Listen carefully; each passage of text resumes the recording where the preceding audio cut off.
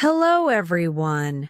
Welcome back to Easy English Spark channel. I'm thrilled to have you here with us today. Whether you're joining us from the comfort of your own home or anywhere else, I hope you're feeling great and ready to dive deep into something truly valuable: how to master your English listening and speaking skills.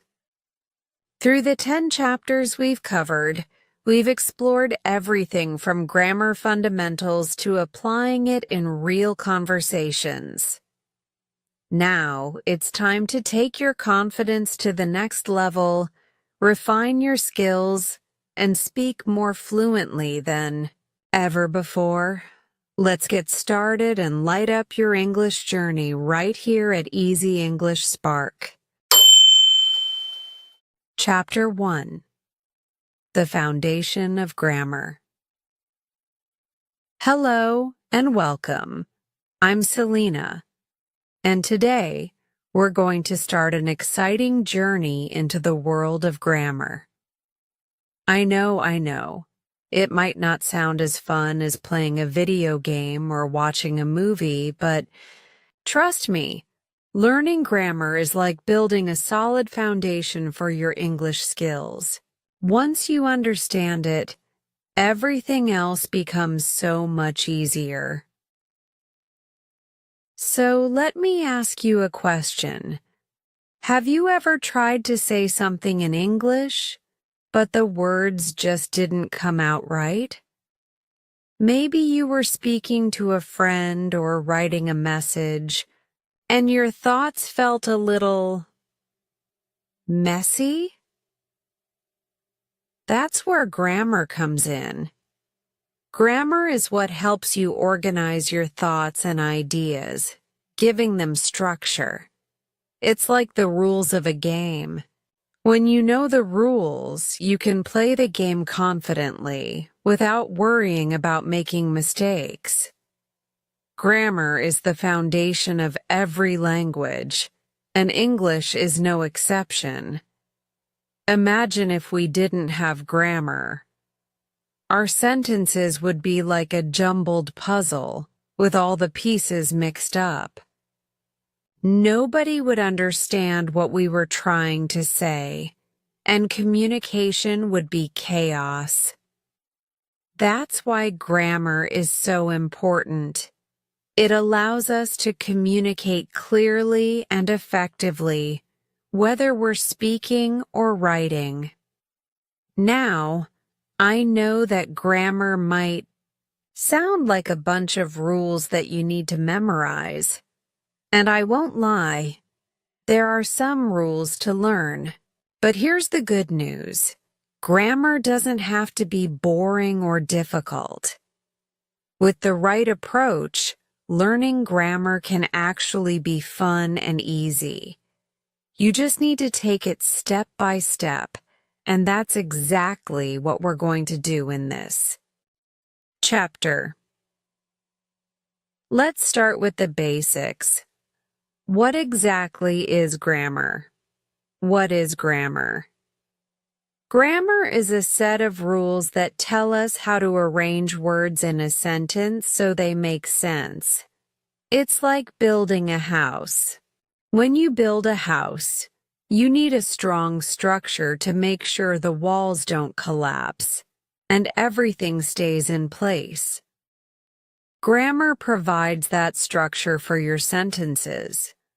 Without it, your ideas might get lost or misunderstood. Take this example. The cat is on the mat. We all understand this sentence, right? The words are in the right order and it's clear what's happening. But let's say we mix up the words. Mat on cat the is. Now that doesn't make any sense, does it? It sounds completely wrong. This shows us how grammar helps us organize words in a way that makes them clear and easy to understand. Grammar helps us create sentences that are logical and understandable.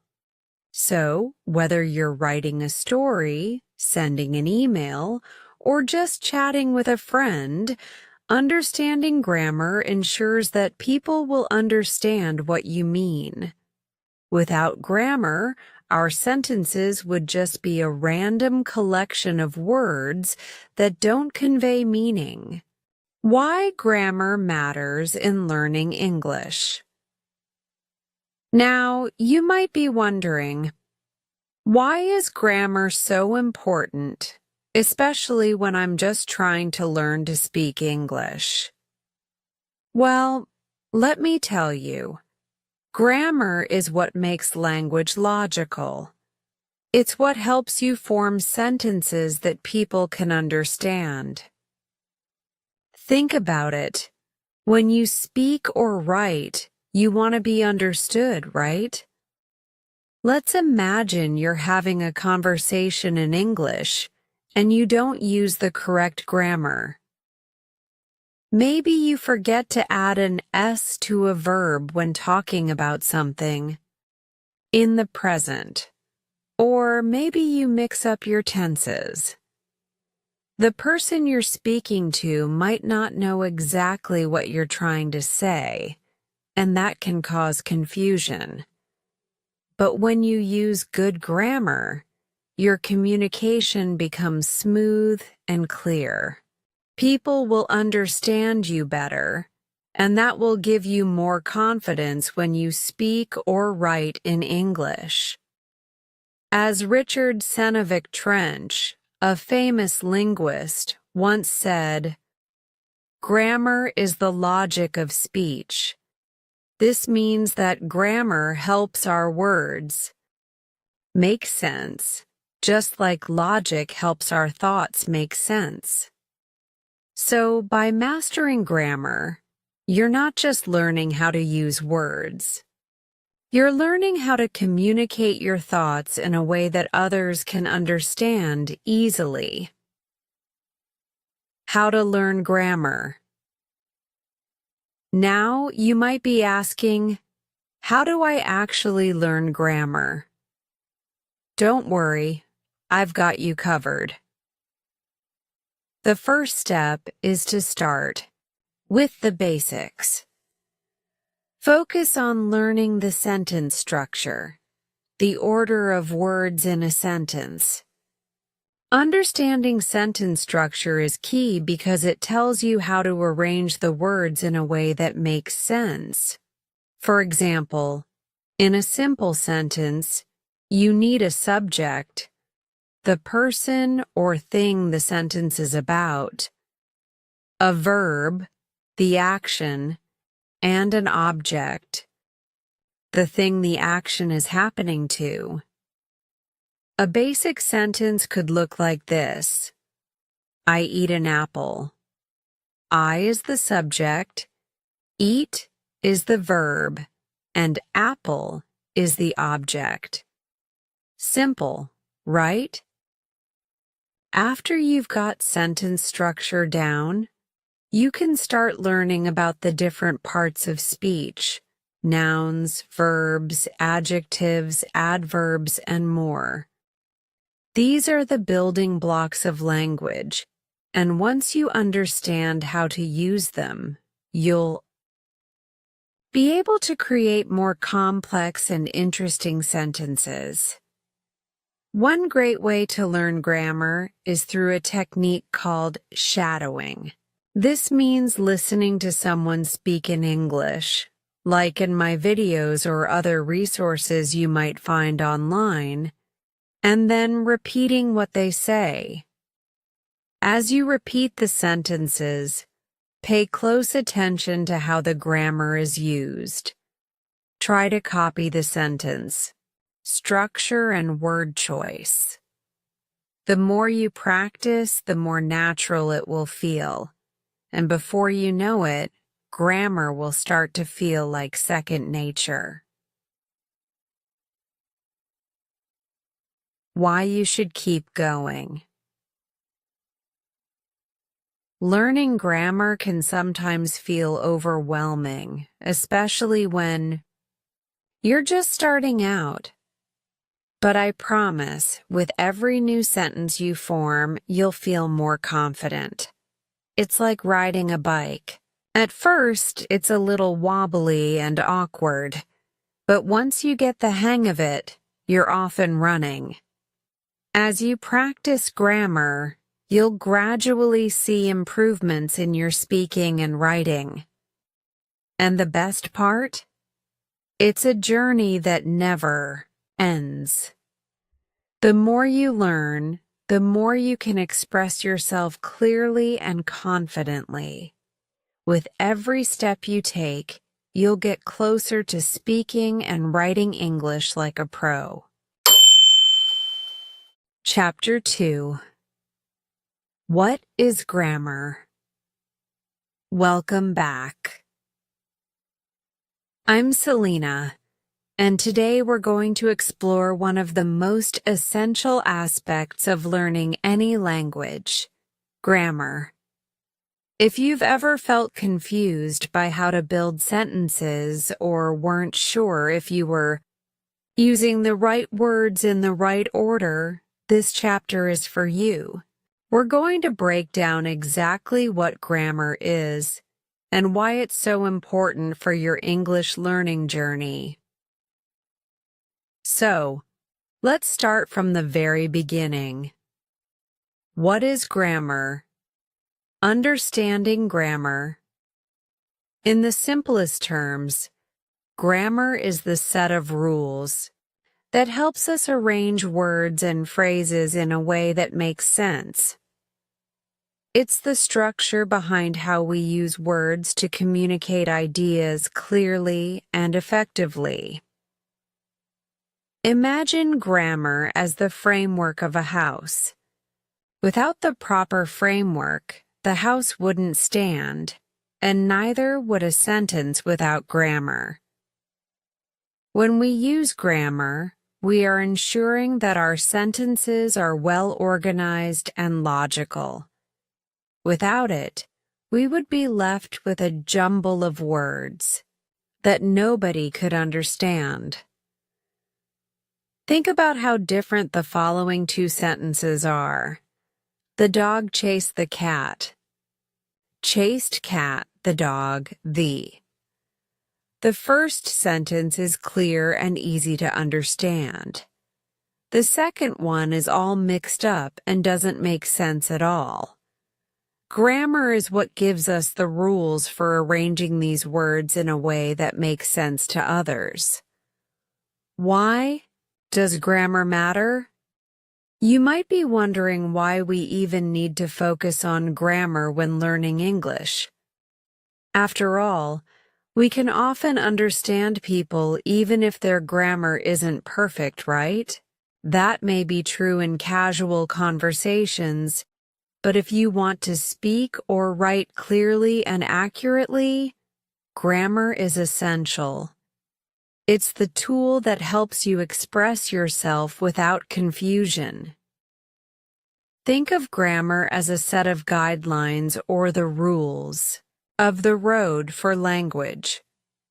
When you follow these rules, you can avoid misunderstandings. Let's imagine you're telling a story to someone. If you use the wrong word order or mix up your tenses, your listener might not understand when the events took place or what exactly happened. Grammar is there to prevent that. For example, imagine telling someone, "I ate breakfast at 7 a.m. yesterday." But if you said, "I breakfast ate 7 a.m. yesterday," your listener might get confused. Grammar helps us express ideas in a logical sequence so they make sense. How does grammar work?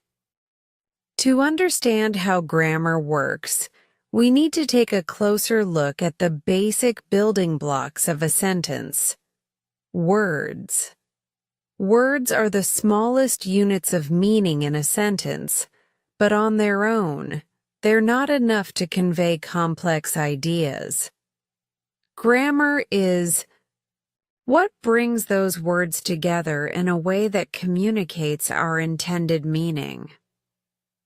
In English, there are several different categories of words that play specific roles in a sentence.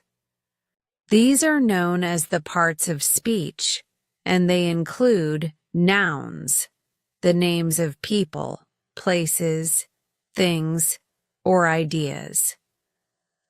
Verbs, action words, showing what's happening.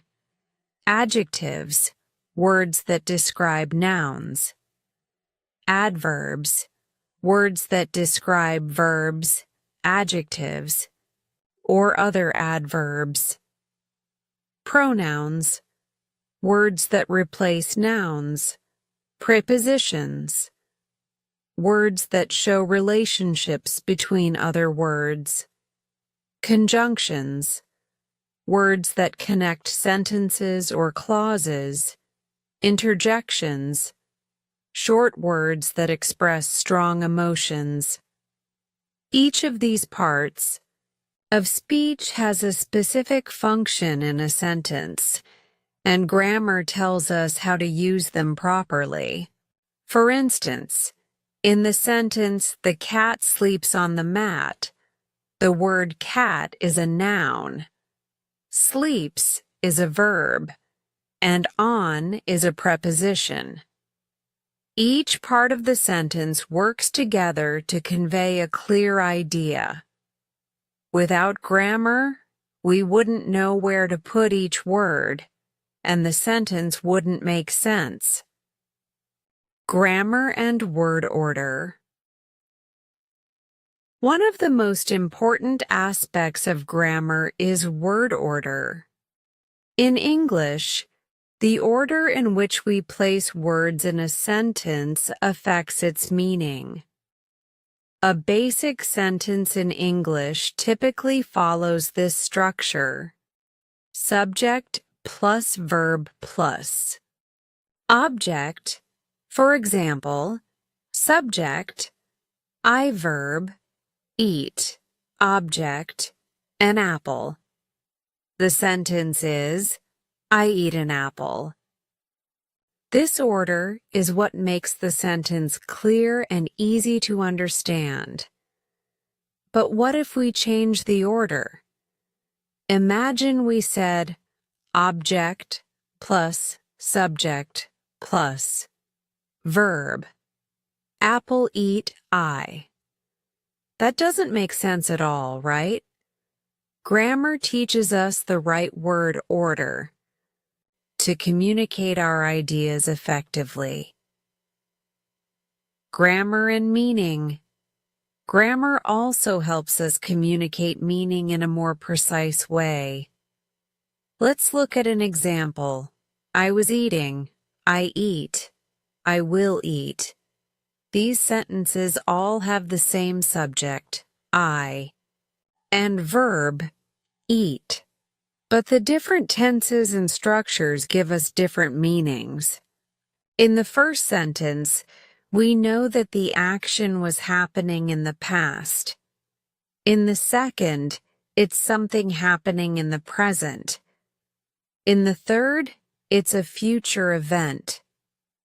Grammar helps us understand when something is happening and how it relates to other events.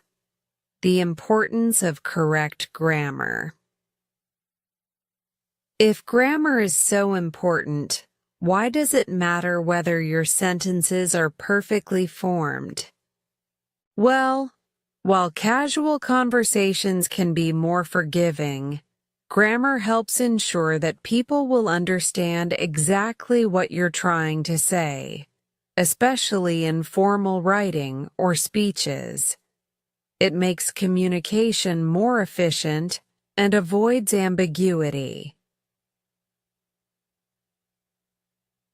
4. Instance, look at this sentence. Let's eat, Grandma. If you remove the comma, it becomes, let's eat, Grandma. The first sentence invites Grandma to eat, while the second one suggests that grandma is the food. Grammar helps us avoid these kinds of misunderstandings, ensuring that our words are clear and our meaning is correct. How grammar makes communication clear. Think about all the times you've heard a sentence and understood it instantly without having to think about it too much. That's the magic of grammar.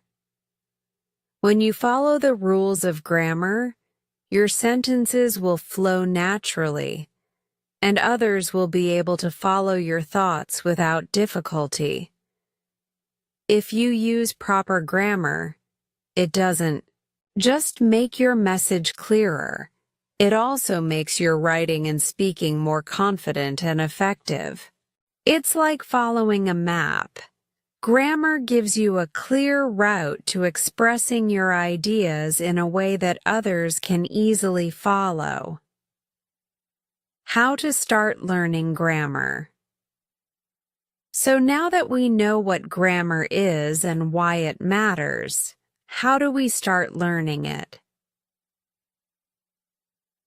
Step 1. Start with sentence structure. Learn how sentences are formed, beginning with basic subject-verb-object order.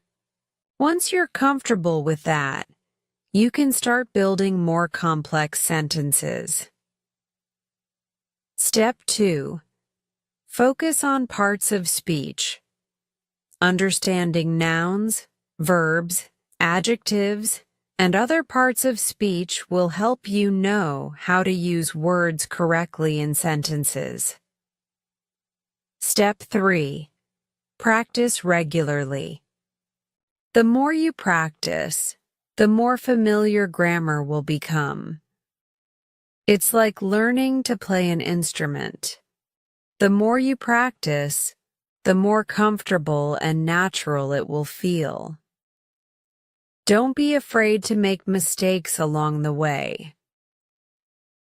Grammar can be tricky at times, but remember, the more you learn, the better you'll get at using it in your everyday life.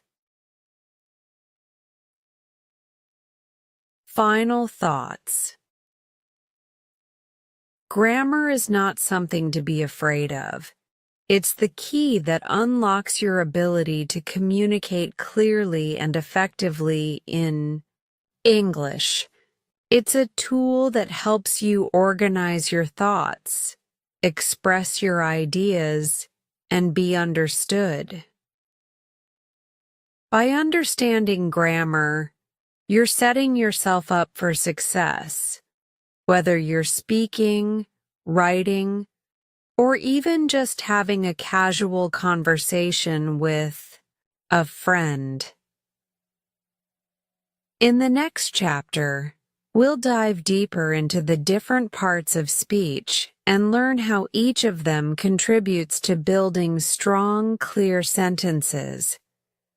But for now, keep practicing the basics and remember, grammar is your guide to becoming a confident English speaker.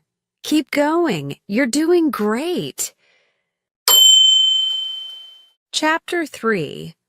Why Grammar Matters in English. Hello again. It's Selena, and I'm so excited to continue our journey together as we dive deeper into the world of English grammar.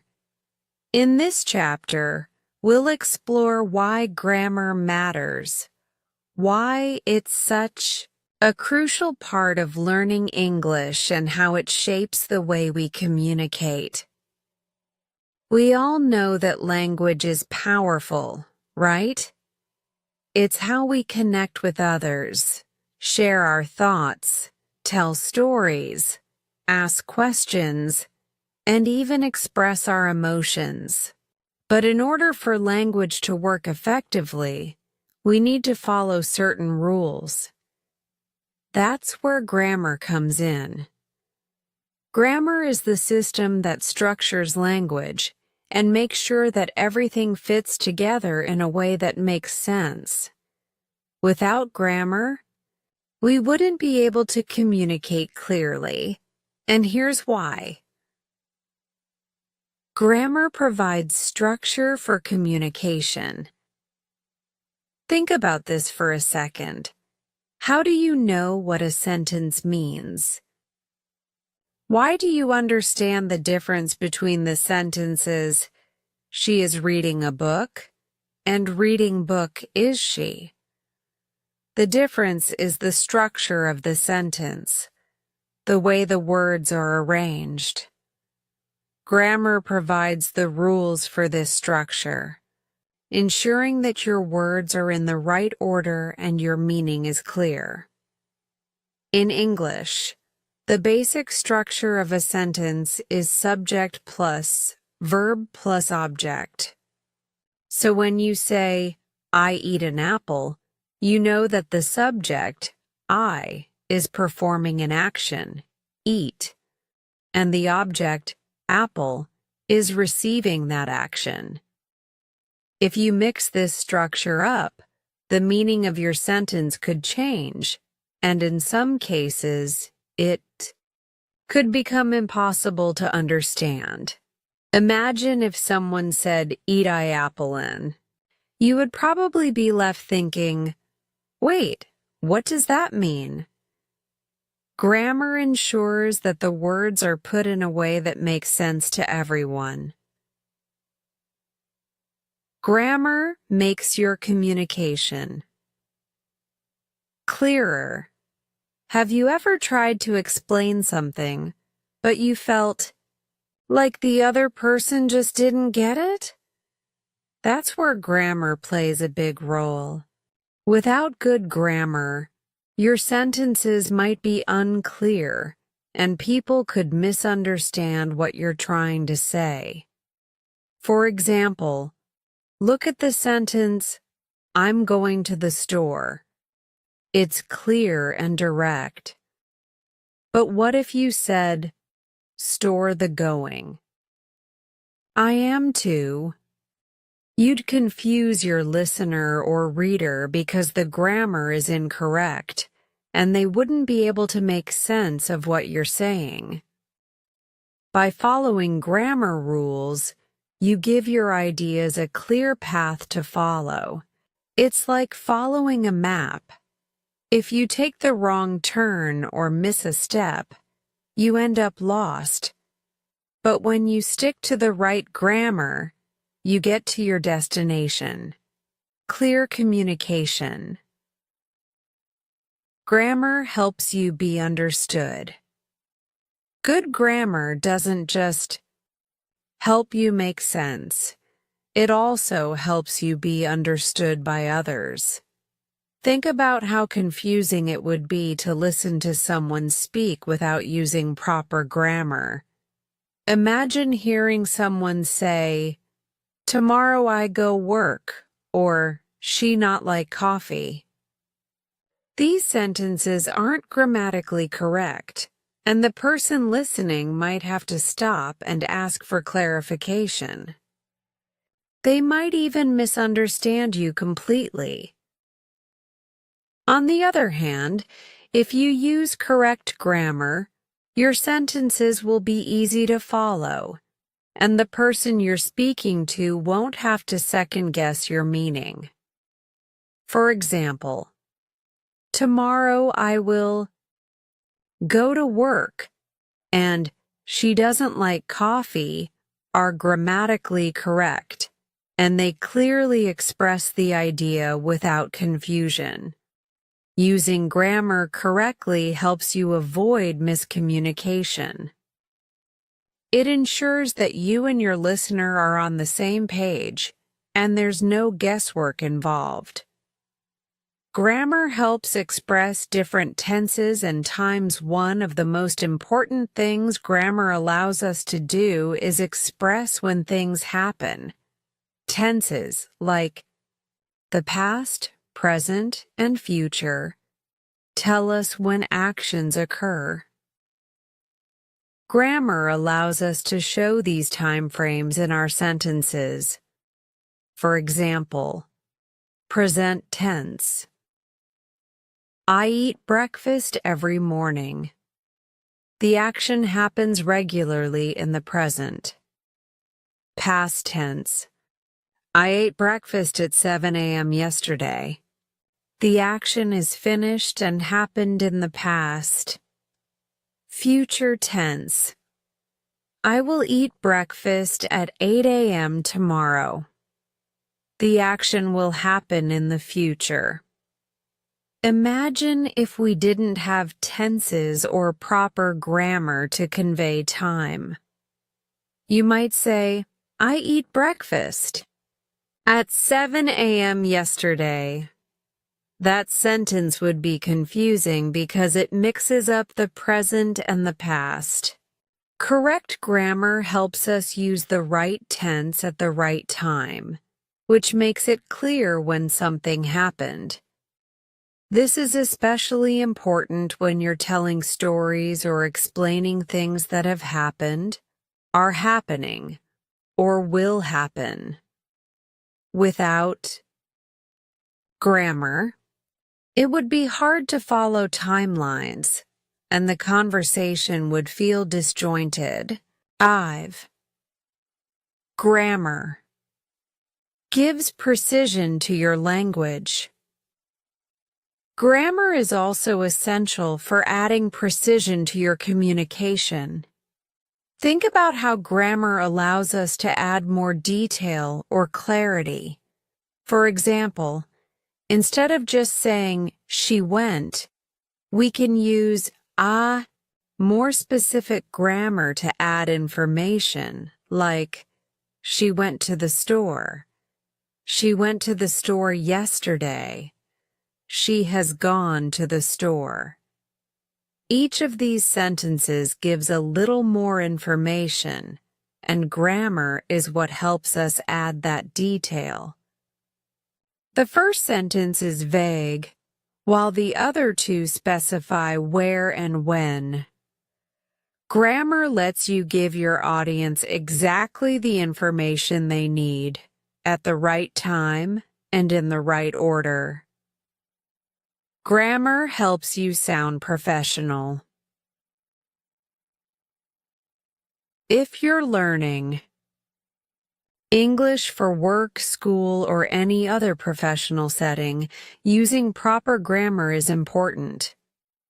It's the key to sounding professional, confident, and credible. Imagine you're applying for a job and you send an email that says, I am very excited about this job. It doesn't sound quite right, does it? The correct sentence would be, I am very excited about this job. Using correct grammar in professional settings ensures that you come across as capable and intelligent. It helps you make a strong first impression and communicate your ideas clearly to your employer, clients, or colleagues. Grammar lets you play with language. Another great thing about grammar is that it lets you play with language. Once you understand the basic rules, you can start experimenting with how you put sentences together. You can create questions, express emotions, or even play with the word order to make your writing or speaking more interesting. For example, in English, you can rearrange the sentence, I like pizza, into a question by using grammar. Do I like pizza? Or you can emphasize something by using word order. It is pizza that I like. Grammar gives you the freedom to shape your sentences in different ways and convey meaning with nuance. Grammar makes learning other languages easier. If you learn English grammar, it also helps you learn other languages.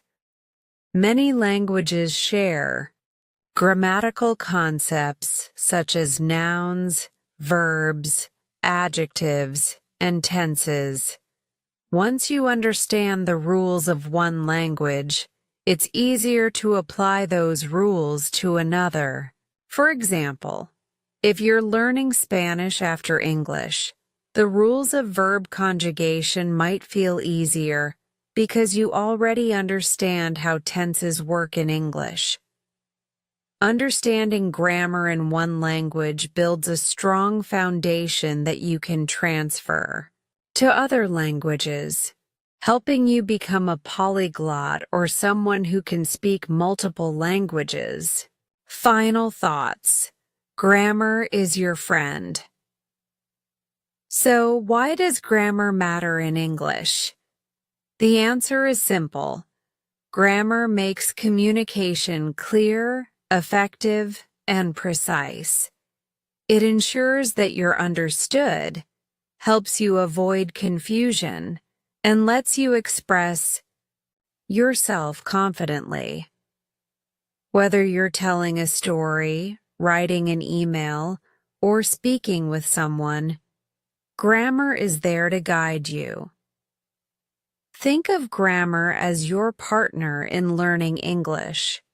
As you continue to study and practice, it will support you, help you improve, and make you a more confident speaker and writer. In the next chapter, we're going to dive into the different parts of speech, which are the building blocks of grammar. But for now, remember, grammar isn't something to be afraid of. It's your guide to becoming a better communicator. Keep practicing, and you'll see how quickly it becomes second nature. Thanks for joining me in this chapter. Keep up the great work, and I'll see you in the next one. Chapter 4. Mastering the Parts of Speech. Hello again, it's Selena, and welcome to Chapter 4 of our grammar journey. By now, you've learned the basics of why grammar is essential in communication and how it helps you express yourself clearly. Today, we're going to dive deeper into one of the most important parts of grammar, the parts of speech. These are the building blocks that allow us to construct sentences that are meaningful and easy to understand. Now, I know it might sound complicated at first, but don't worry. We're going to break down each part of speech step by step, and by the end of this chapter, you'll have a solid understanding of how to use them effectively in your own sentences. So, let's get started. What are the parts of speech? The parts of speech are categories of words that do specific jobs in a sentence. Each word in a sentence plays a role, and that role is determined by its part of speech. The English language has 8 main parts of speech, and understanding these categories is crucial for forming correct and coherent sentences. These 8 parts of speech are nouns, verbs, adjectives, adverbs, pronouns, prepositions, conjunctions, interjections. Each part of speech has a specific function in a sentence, and together they help us communicate meaningfully. Let's go through each one and look at how they work in detail. Nouns, the names of things. Nouns are words that name people, places, things, or ideas. Essentially, Nouns tell us what something is. They are the building blocks of every sentence, as every sentence needs a subject, and the subject is almost always a noun. There are several types of nouns, including common nouns, general names of things or people. For example, dog, city, or book. Proper nouns, specific names of people, places, or things. For example, John, Paris, or Eiffel Tower. Abstract nouns, ideas or concepts that cannot be physically touched. For example, love, freedom, or happiness. Concrete nouns, things that can be perceived by the senses. For example, apple, house, or car. In a sentence, nouns often act as the subject or object. For example, subject, the cat is sleeping. Object, she is reading a book. Verbs, the action words. Verbs are words that describe actions, states, or occurrences. They tell us what is happening in a sentence. Every sentence needs a verb to make sense because the verb indicates what the subject is doing or what is happening to the subject. Verbs can be categorized into action. Verbs. These verbs show physical or mental actions. For example, run, think, eat, or write. Linking verbs. These verbs connect the subject with more information about the subject. For example, is, are, was, seems. Auxiliary verbs. These are helper verbs that work with main verbs to form different tenses. For example, will, have, do. Example sentence. Action verb. She runs every morning. Linking verb. He is tired. Auxiliary verb. I have finished my homework. Adjectives. Describing words. Adjectives are words that describe or modify nouns.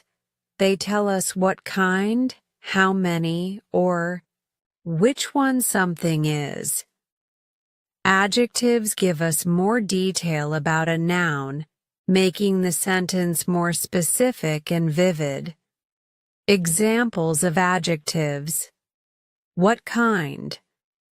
Beautiful, tall, happy. How many? 3. Several, many. Which one? First, last, favorite. Example sentence. The big dog chased the fast cat. She wore a red dress. In this sentence, big and fast are adjectives that describe the nouns dog and cat, respectively. Adverbs.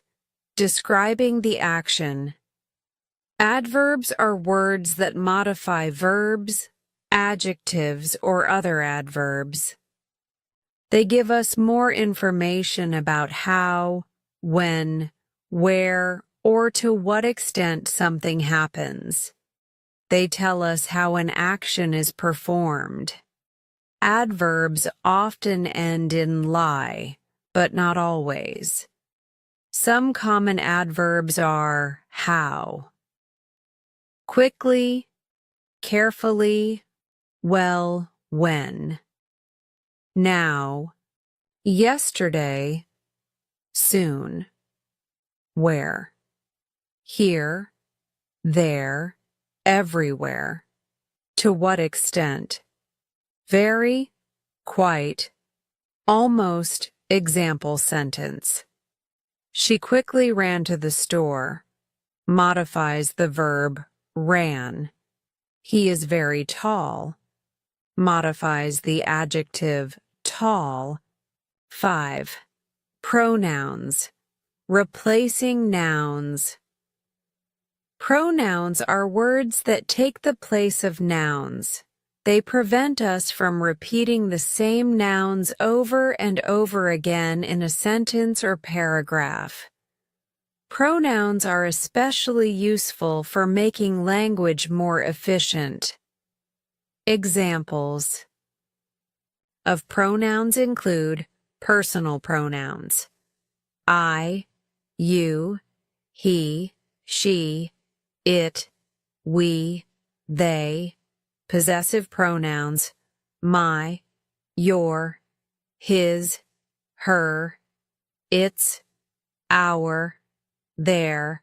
Reflexive pronouns: myself, yourself, himself, herself. Demonstrative pronouns: this, that, these, those. Example sentence: she is my best friend. Here, she replaces the noun Selena. The book is mine. Here, mine is a possessive pronoun replacing my book. Prepositions, showing relationships. Prepositions are words that show the relationship between a noun or pronoun and another word in the sentence. Prepositions tell us where or when something happens or the direction of the action. Examples of prepositions include location, in, on, under, next to, time, before, after, during, until, direction, to, toward, from. Example sentence: the cat is on the table. Shows location: I will meet you after lunch. Shows time: 7. Conjunctions, connecting ideas. Conjunctions are words that join words, phrases, or clauses together. They connect parts of a sentence and show how they relate to each other. There are 3 types of conjunctions: coordinating conjunctions, and, but, or nor, for, so, yet subordinating conjunctions, although, because, since, unless. Correlative conjunctions: either, or, neither, nor, both. And example sentence: I like tea and coffee. Joins 2 nouns. I stayed home because it was raining. Joins a clause to explain the reason. Interjections, expressing emotions. Interjections are short, sudden words or phrases used to express strong feelings or emotions. They are often found at the beginning of a sentence or in response to an event. Examples of interjections: wow, oh no, oops, hooray. Example sentence: wow, that was an amazing performance. Oops, I dropped the glass. Why mastering the parts of speech is important. Now that we know what each part of speech is, let's talk about why it's so important to master them. Understanding and mastering the parts of speech helps you construct clear sentences, By knowing which part of speech to use and where, you can build sentences that are logical and easy to follow. Improve writing and speaking. The more you practice using different parts of speech, the more fluent and accurate your speaking and writing will become. Increase variety. Knowing the different parts of speech allows you to experiment with different ways of expressing yourself. You can play with word choice, sentence structure, and style to create more interesting and dynamic sentences.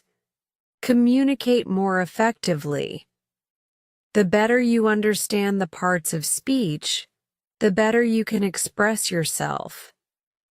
You'll be able to speak and write with precision and confidence. Conclusion. Mastering the parts of speech is the foundation of understanding English grammar. By learning how each part functions and how to use them correctly, you'll be able to create clear, effective sentences that communicate your ideas to others. So, don't rush.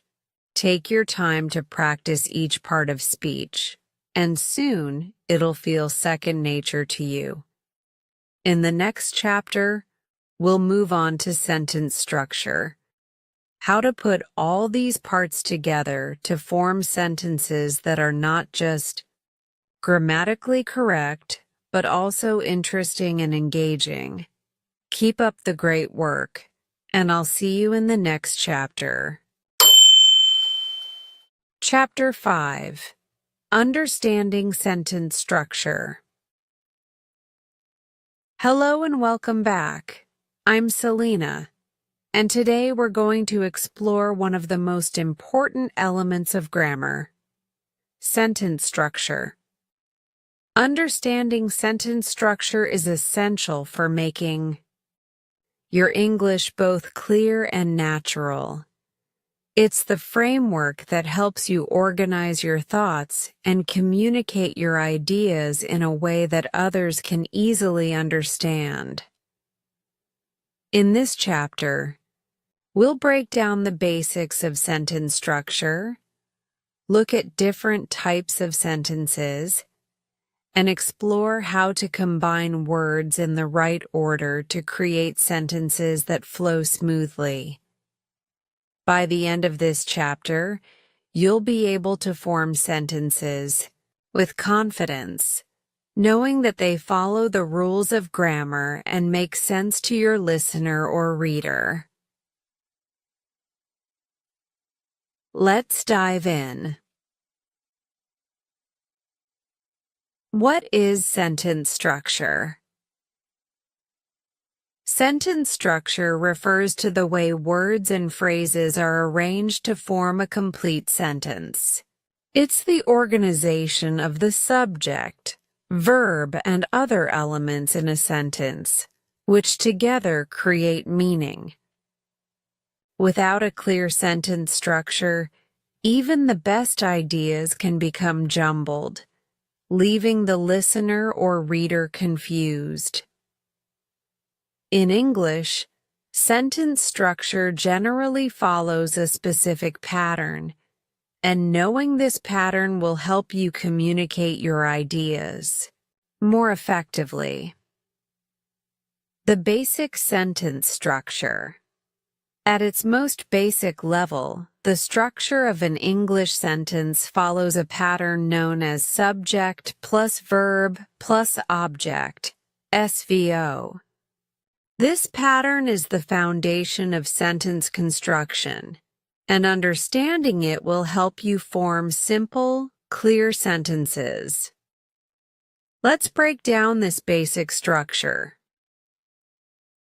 Subject, S.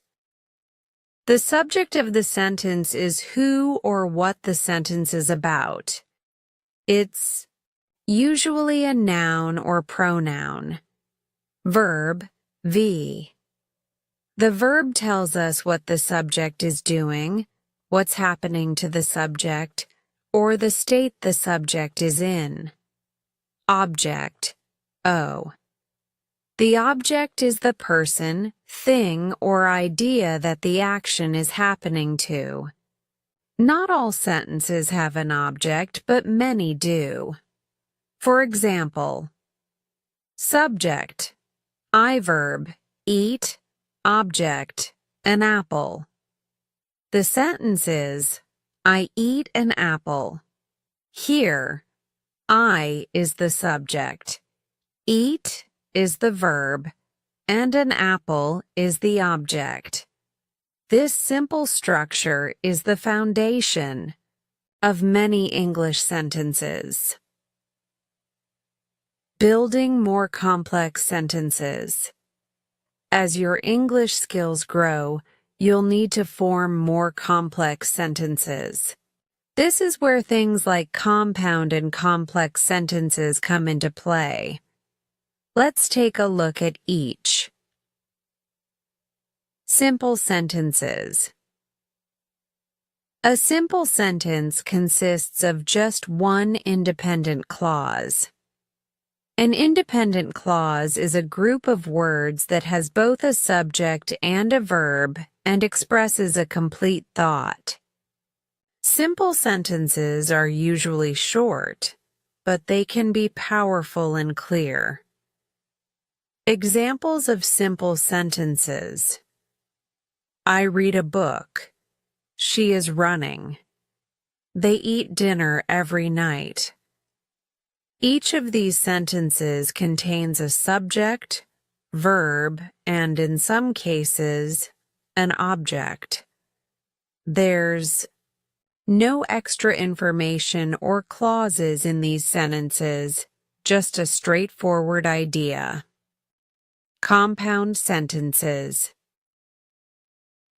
A compound sentence is formed by joining two or more independent clauses using a coordinating conjunction. Coordinating conjunctions are words like and, but, or so, nor, for, and yet. These conjunctions help connect two ideas of equal importance. For example, I wanted to go to the park, but it started raining. She loves reading books, and he enjoys playing sports. In these sentences, we have two independent clauses joined by a conjunction. The two clauses are complete sentences on their own, but we connect them to show how they are related. Complex sentences. A complex sentence consists of one independent clause and at least one dependent clause. A dependent clause is a group of words that has both a subject and a verb, but does not express a complete thought. A dependent clause cannot stand alone as a sentence. It needs an independent clause to make sense. For example, I stayed at home because it was raining. Although she was tired, she finished her homework. In the first example, I stayed at home is the independent clause, and because it was raining is the dependent clause. In the second example, she finished her homework is the independent clause, and although she was tired is the dependent clause. The dependent clause provides additional information about the independent clause, giving us a fuller understanding of the sentence. 4. Compound complex sentences. A compound complex sentence is a combination of both a compound and a complex sentence. It contains at least two independent clauses and one or more dependent clauses. This type of sentence allows you to connect multiple ideas in a single sentence, making your communication more detailed and sophisticated. For example, I wanted to go to the beach, but it was too cold, so I decided to stay home and watch a movie. Although she loves painting, she hasn't had time to finish her latest artwork, and she's feeling frustrated.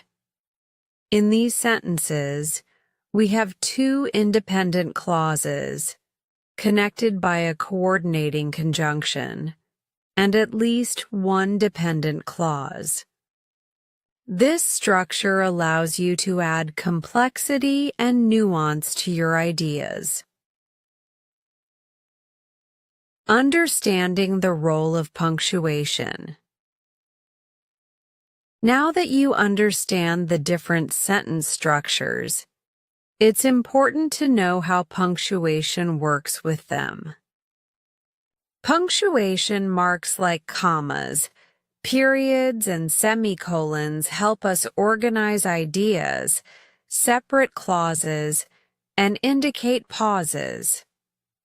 Without punctuation, sentences would run together, making it difficult to understand where one idea ends and another begins. For example, period indicates the end of a sentence. I like chocolate, comma, separates ideas or clauses within a sentence. I went to the store, but I forgot to buy eggs.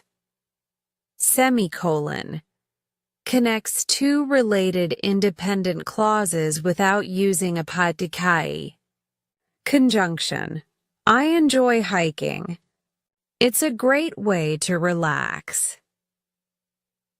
Punctuation is like the traffic lights of language. It helps control the flow of your sentences and guides your reader through the ideas. Common sentence structure. Errors to avoid. While learning sentence structure, it's easy to make some common mistakes. Here are a few to watch out for. Run-on sentences. This happens when two independent clauses are joined without the proper punctuation or conjunction. For example, incorrect. I went to the store, I forgot my wallet. Correct. I went to the store, but I forgot my wallet. Fragments. This occurs when a sentence is incomplete, often because it's missing an independent clause or a subject. For example, incorrect. While walking to the park. Correct. While walking to the park, I saw a squirrel. Subject-verb agreement. Always make sure your subject and verb agree in number. For example, incorrect. She go to the gym every day. Correct. She goes to the gym every day. Misplaced modifiers. This happens when a descriptive word or phrase is placed too far away from the word it is supposed to describe, leading to confusion. For example, incorrect. She almost drove her car to work every day. Correct. She drove her car to work almost every day. Why sentence structure is important. Understanding sentence structure is crucial for several reasons. Clarity. The right sentence. Structure ensures that your ideas are organized in a way that's easy for others to follow. Without a clear structure, your message can be lost or misunderstood. Variety. Knowing how to use different types of sentences allows you to add variety to your speech and writing. This helps keep your audience engaged and makes your language more interesting. Accuracy. Correct sentence structure ensures that you are conveying your intended meaning without confusion or ambiguity. It helps you avoid errors that can lead to miscommunication. Flow. Proper sentence structure ensures that your writing and speaking flow smoothly, making it easier for your listener or reader to follow your thoughts. Final thoughts on sentence structure. Mastering sentence structure is one of the most important steps in becoming fluent in English. Whether you're writing an essay, having a conversation, or telling a story, understanding how to organize your sentences effectively will make you a more powerful communicator. Remember, sentence structure is the skeleton of your communication. It holds everything together. The more you practice using different types of sentences and paying attention to the order of words, the better you'll get at constructing sentences that are clear, engaging, and grammatically correct. In the next chapter, we'll explore punctuation and how it works with sentence structure to make your writing even clearer. Keep practicing your sentence construction, and soon you'll be able to write and speak with confidence and precision. Great job so far, and I'll see you in the next chapter. Chapter 6. Punctuation. The Silent Guide. Hello again. It's Selena, and I'm so glad you're back for Chapter 6 of our grammar journey. Today we're going to talk about something that many students often overlook, but it's just as important as knowing the right words: punctuation. You might think punctuation is just a collection of symbols that help break up sentences, but it's much more than that.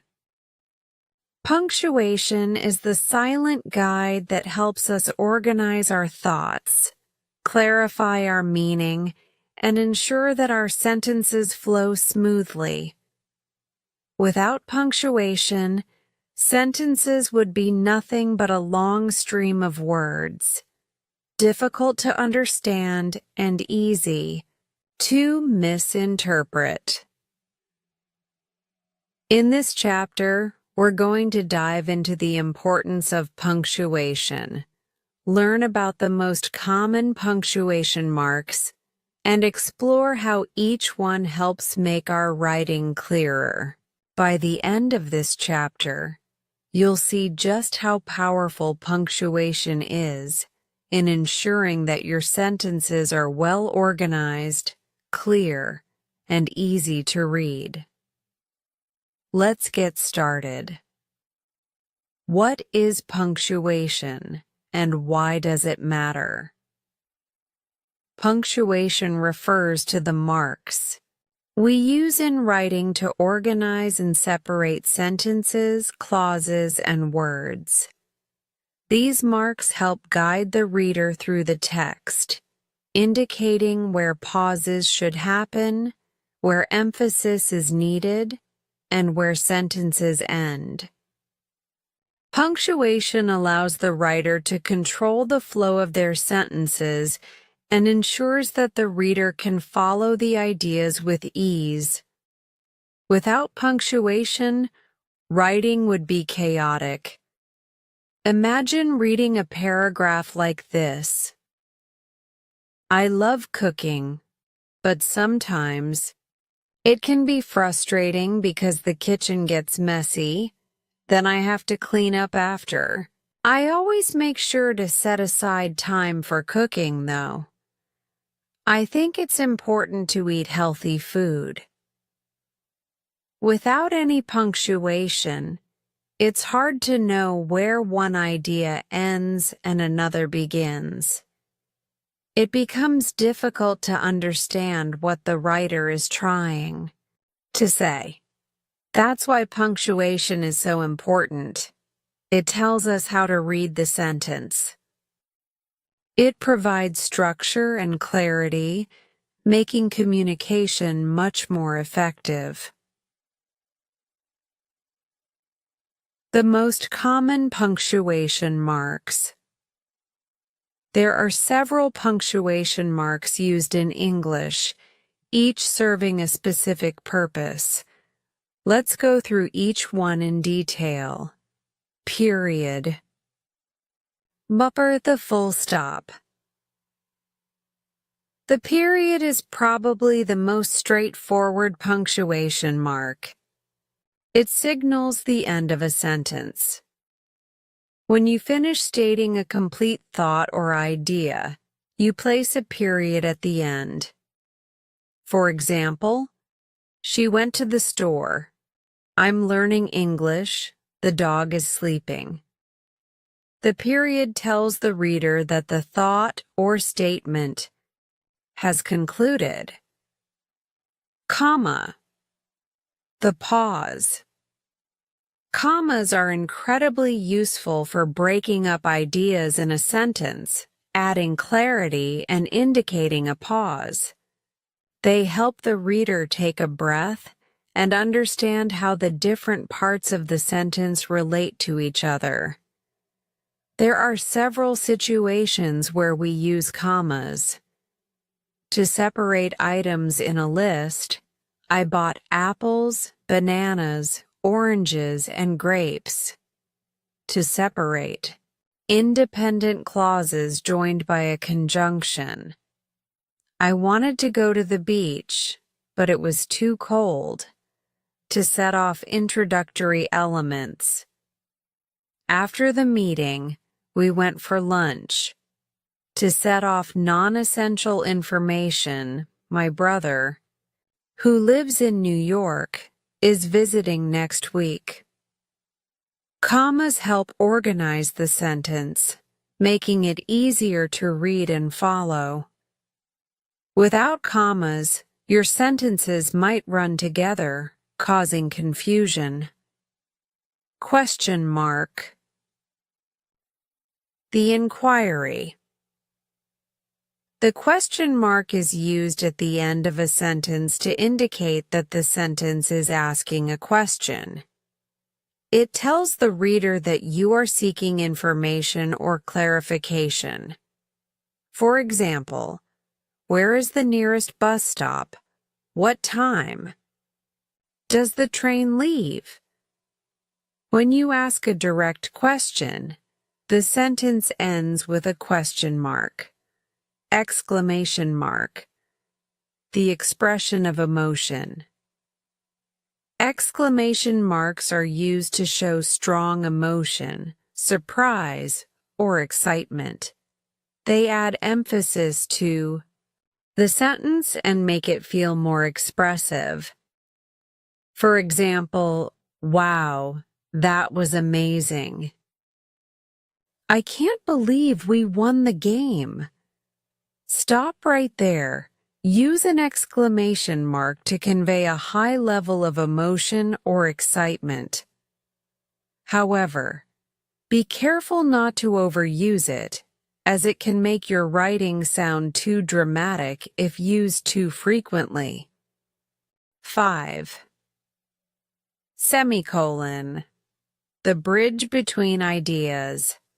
A semicolon is used to connect two independent clauses, complete thoughts, that are closely related.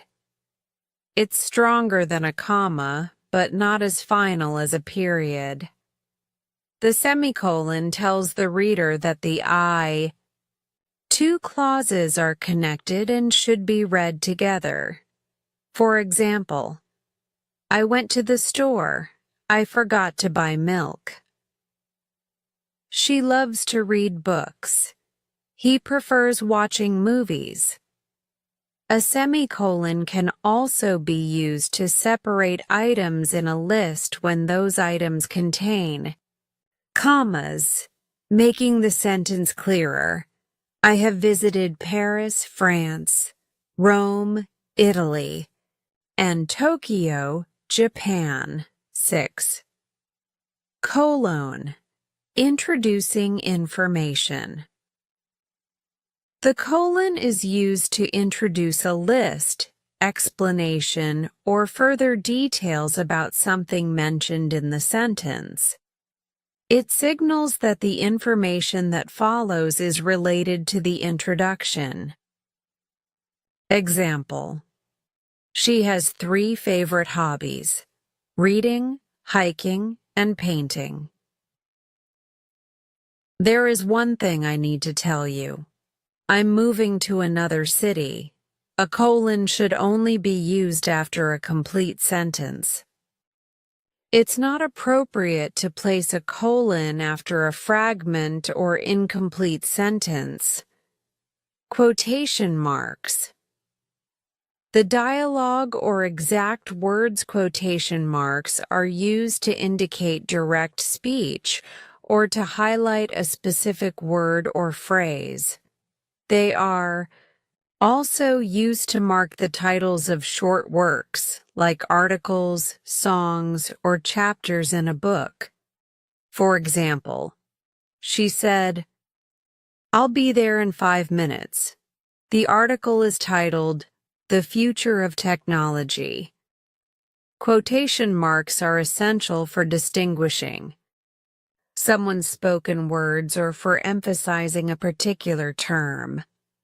Apostrophe. Ownership or contractions. The apostrophe serves 2 primary purposes: to show possession and to form contractions. Possession. We use apostrophes to show that something belongs to someone or something. That's Sarah's book.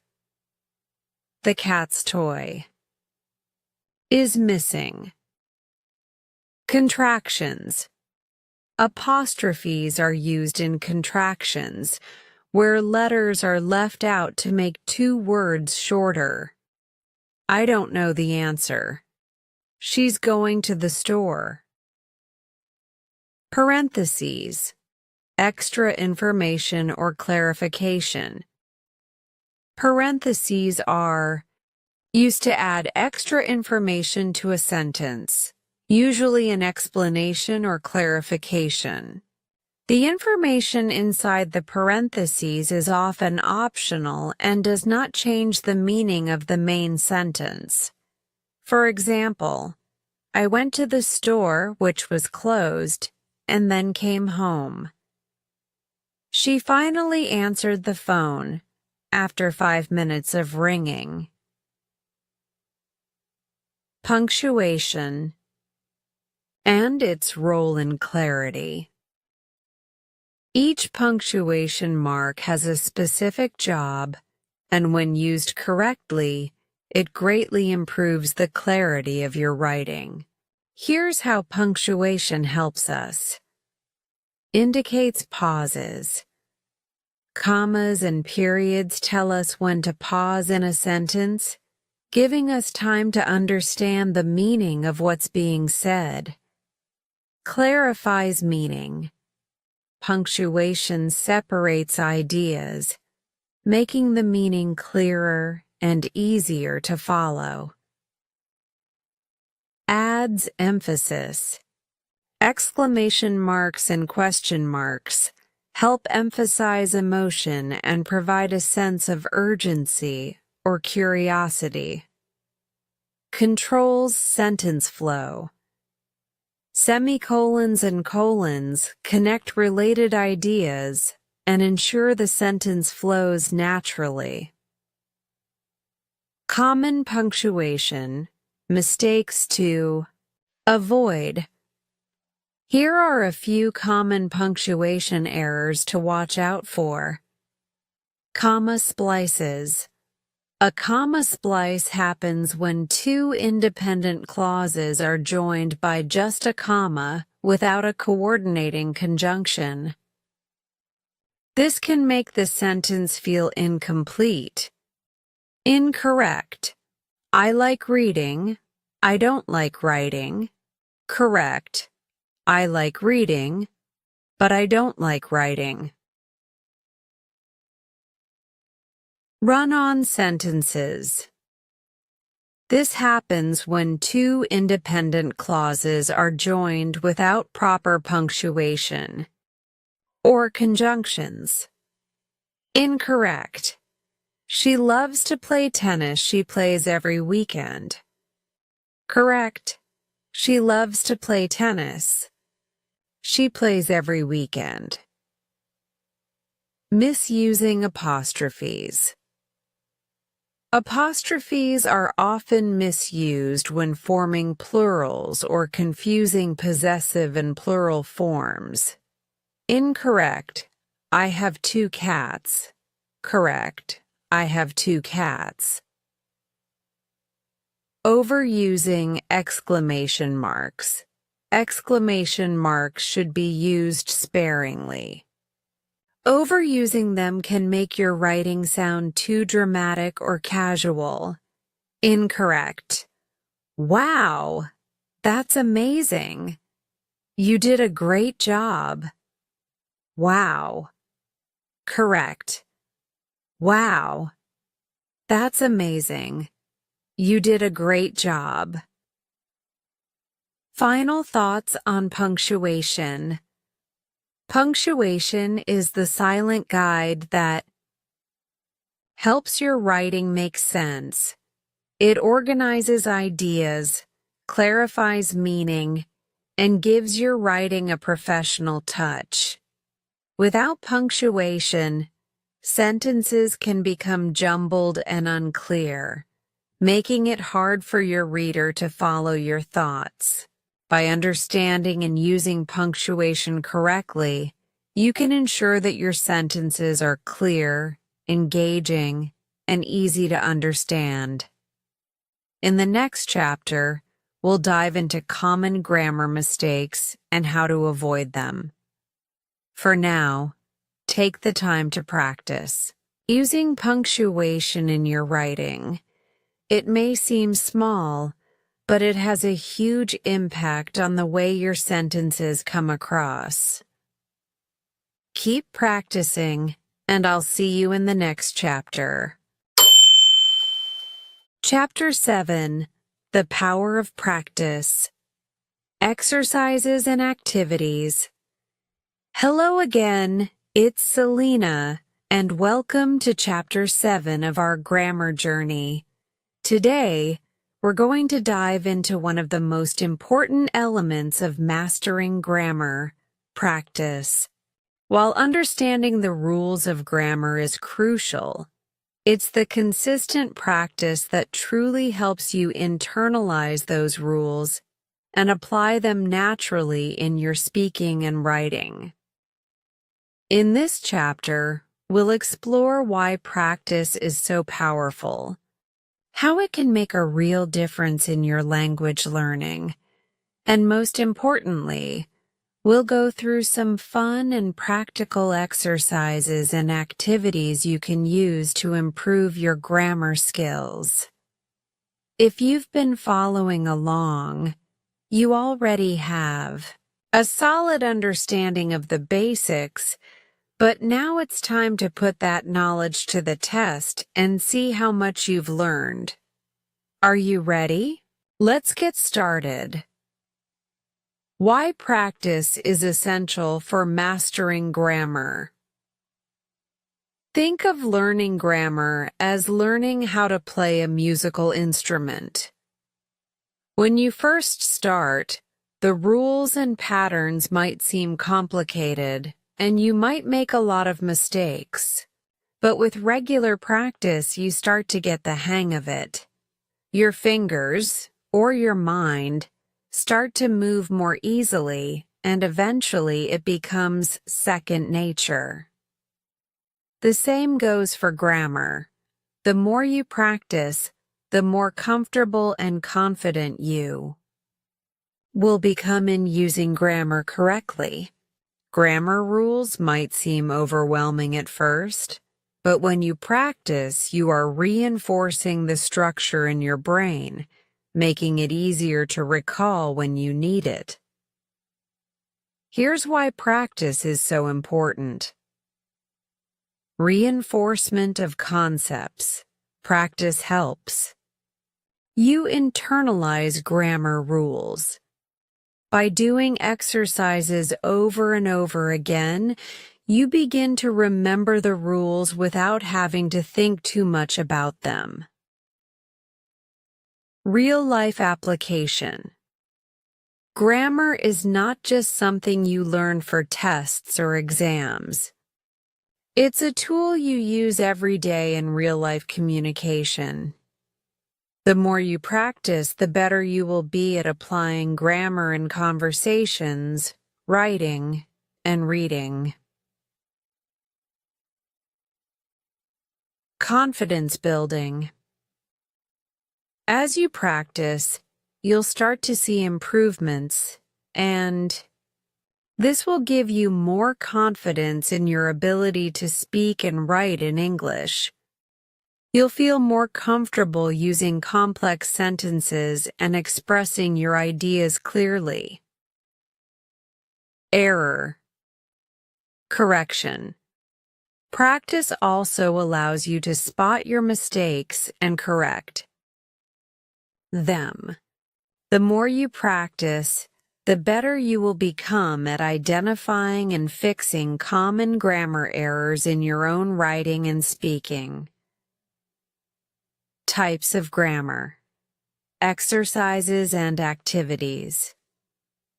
Now that we've established why practice is important, let's explore some practical exercises and activities that you can use to improve your grammar.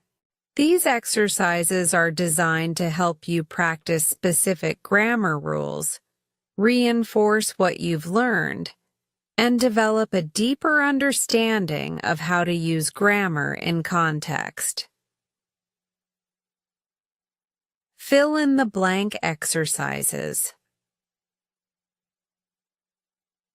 One of the best ways to practice grammar is through fill-in-the-blank exercises. These exercises provide you with a sentence that's missing a word or phrase, and your job is to choose the correct word to complete the sentence. This exercise forces you to think about the grammar rules you've learned and apply them in context. For example, I eat breakfast every morning. Correct answer, eat, present simple. She, go to the store yesterday. Correct answer, went. Past simple. By practicing these types of exercises, you can reinforce your understanding of verb tenses, subject-verb agreement, and other important grammar rules. You can find fill-in-the-blank exercises online in grammar workbooks, or you can create your own using sentences from articles or books you've read. The key is to practice regularly, focusing on specific grammar topics each time. Sentence rearranging exercises. Another great way to practice sentence structure is through sentence rearranging exercises.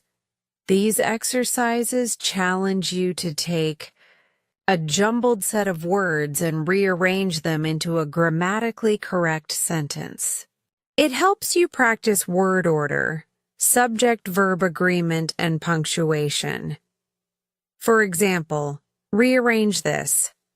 Park, 2, we, are, The Kalk's going. Correct sentence. We are going to the park. Rearrange this. She, house. The Kalk are big, in, lives. Correct sentence. She lives in the big house. This exercise not only helps you practice sentence structure, but it also improves your ability to identify and fix mistakes in your own writing. 3. Shadowing technique. The shadowing technique is an excellent exercise for improving both your grammar and pronunciation. Shadowing involves listening to a native speaker from a podcast, video, or language app, and then repeating what they say immediately after. This helps you practice grammar in real time and allows you to mimic sentence structures, word choice, and pronunciation. For example, listen to a short sentence. She is going to the store. Repeat it out loud. She is going to the store. As you practice, pay attention to the grammar used in the sentences. For example, notice the use of the present continuous tense in is going and how it connects to the subject, she. Repeat this process with longer sentences and more complex grammar patterns as you improve. Shadowing helps you learn to think in English and use grammar naturally, just as a native speaker would. Daily writing practice. One of the most effective ways to improve your grammar is by writing every day. The more you write, the more you can practice using the grammar rules you've learned. Start small. Try writing a short paragraph or a few sentences each day. As you get more comfortable, challenge yourself to write longer pieces, such as essays, emails, or stories.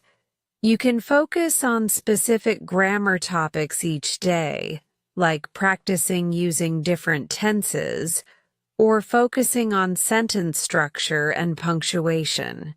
The more you write, the more you'll reinforce the grammar concepts that are most important to you. For example, write a paragraph using the present simple tense to describe your daily routine. Write a short story using past tenses, such as the past simple or past continuous. Once you finish writing, go back and review it for any grammar mistakes. Correct them, and try writing the same sentences again with the changes you've made. This process helps you learn from your mistakes and become more confident in using correct grammar. Grammar quizzes and games. If you want to make grammar practice more fun, try using grammar quizzes and games. There are plenty of online resources and apps that offer quizzes and games specifically designed to test your grammar knowledge. These interactive tools help you practice grammar in a way that's engaging and challenging. You can find quizzes that focus on specific grammar topics, like tenses, parts of speech, or punctuation. They give you instant feedback, which is helpful for identifying areas where you need more practice. Some apps even use gamification, awarding points and badges as you progress, making it feel like a game rather than a chore. For example, try quizzes that focus on verb tenses, present simple, past simple, future tense, etc. parts of speech, nouns, verbs, adjectives, etc. Punctuation rules, correct usage of commas, periods, and question marks. Reading and analyzing sentences. Reading is a powerful way to reinforce your grammar skills. When you read in English, pay close attention to the sentence structures, verb tenses, and punctuation used by the author. By analyzing well-written sentences, you can learn how grammar rules are applied in real-life contexts. Try these activities. Highlight grammar structures. As you read, highlight examples of different grammar rules in the text. For instance, underline all the verbs in the past tense, or highlight any complex sentences with multiple clauses. Write your own sentences based on what you read. After reading a section, try writing your own sentences using similar grammar structures. This helps reinforce what you've just read. Reading gives you exposure to grammar in context, allowing you to see how the rules work in natural communication. The power of consistency. The key to mastering grammar is consistent practice. Just like learning any other skill, regular practice is essential for improvement. The more you practice, the more you'll begin to notice your progress. You'll become more confident in using grammar naturally, without having to think too much about the rules.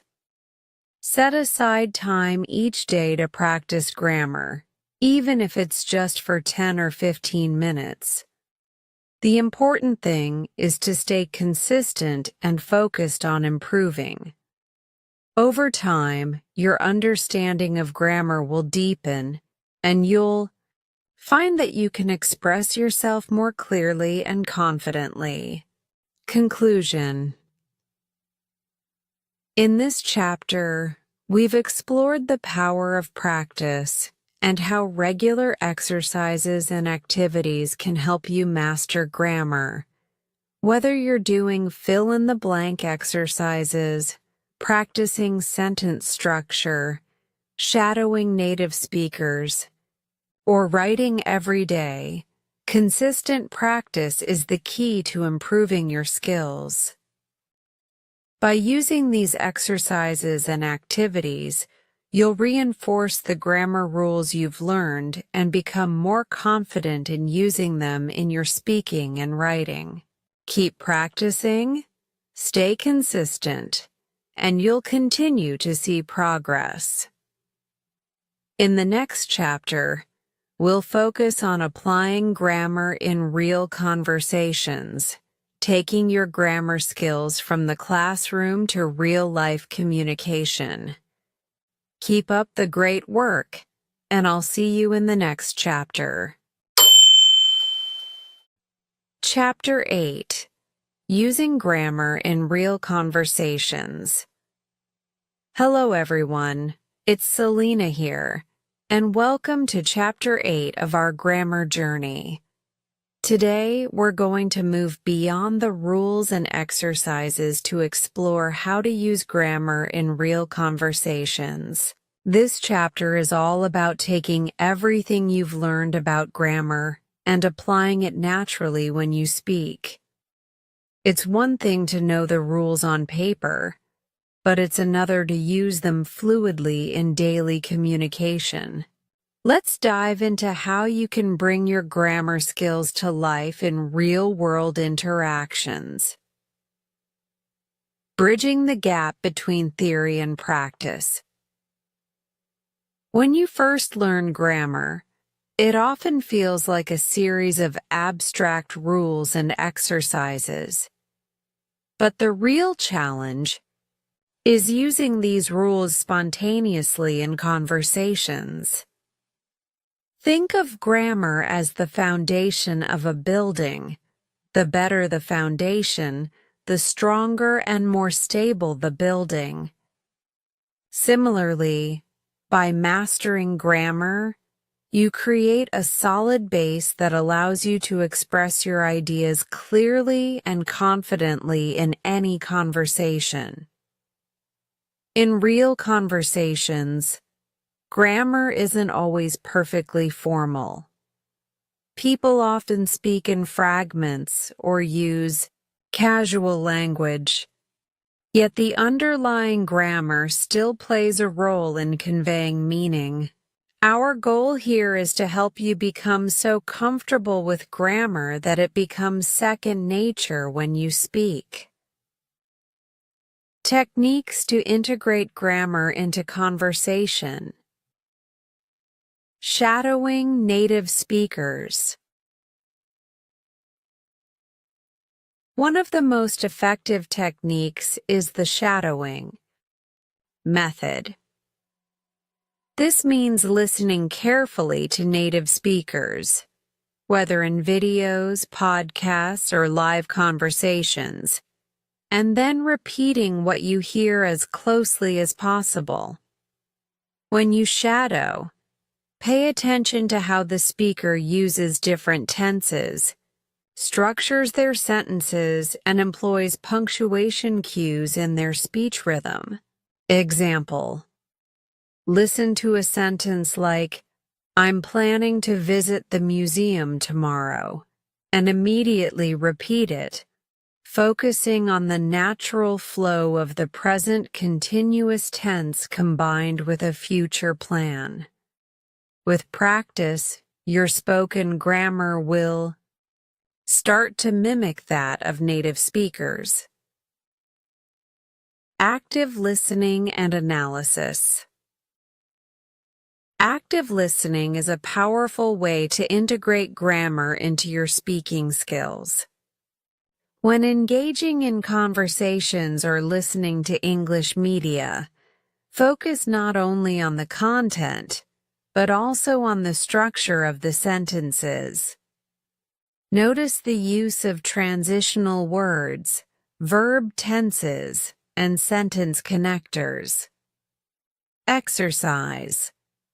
During a podcast or conversation, pause after a few sentences and mentally break down the sentence structure.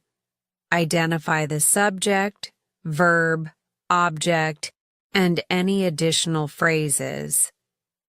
Later, try to recreate similar sentences in your own words. Role-playing conversations. Role-playing is an interactive and fun method to practice grammar in context. Find a language partner or even practice by yourself by imagining different scenarios.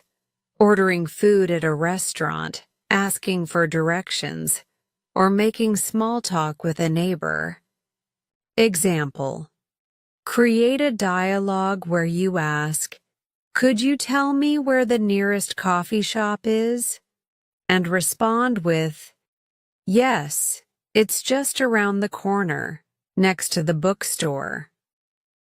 This exercise helps you practice forming questions and answers naturally while reinforcing the correct use of verb forms and sentence structures. Speaking in everyday situations. Real-life conversations are the best practice ground for using grammar. Take advantage of everyday situations, whether you're ordering food, chatting with a friend, or even talking to yourself about your daily routine. Tip: describe what you're doing as you do it. For instance, say, "I'm cooking dinner right now," or "I will go for a walk after lunch." This constant practice reinforces the proper use of tenses and helps you become more fluid and natural in your speech. Recording and self-review.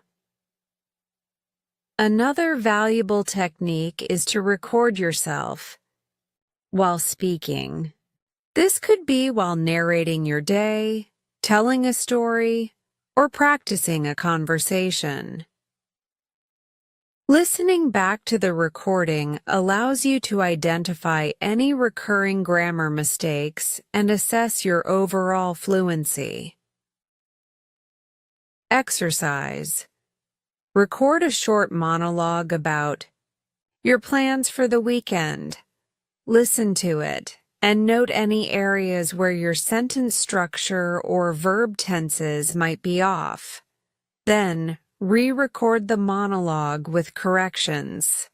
Over time, this self-review process will build your confidence and help you internalize correct grammar usage. Joining conversation groups.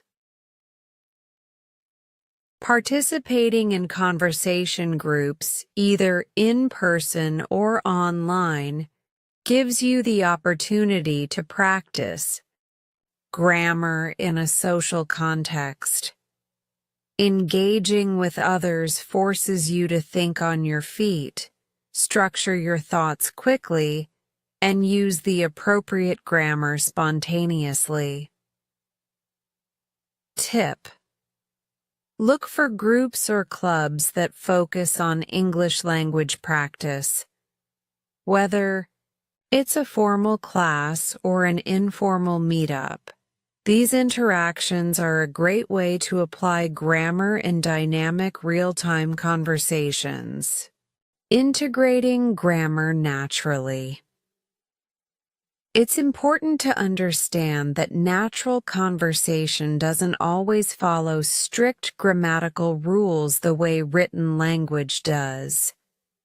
Native speakers often use contractions, omit certain words, or speak in incomplete sentences.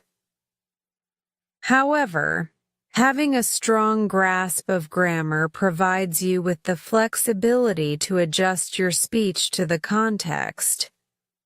Example: when speaking casually, you might say, "I'm gonna head out now," instead of the more formal, "I am going to head out now." Even though the grammar is slightly relaxed, you're still using the core rules correctly. Subject, verb, and object are all in place, and the meaning is clear.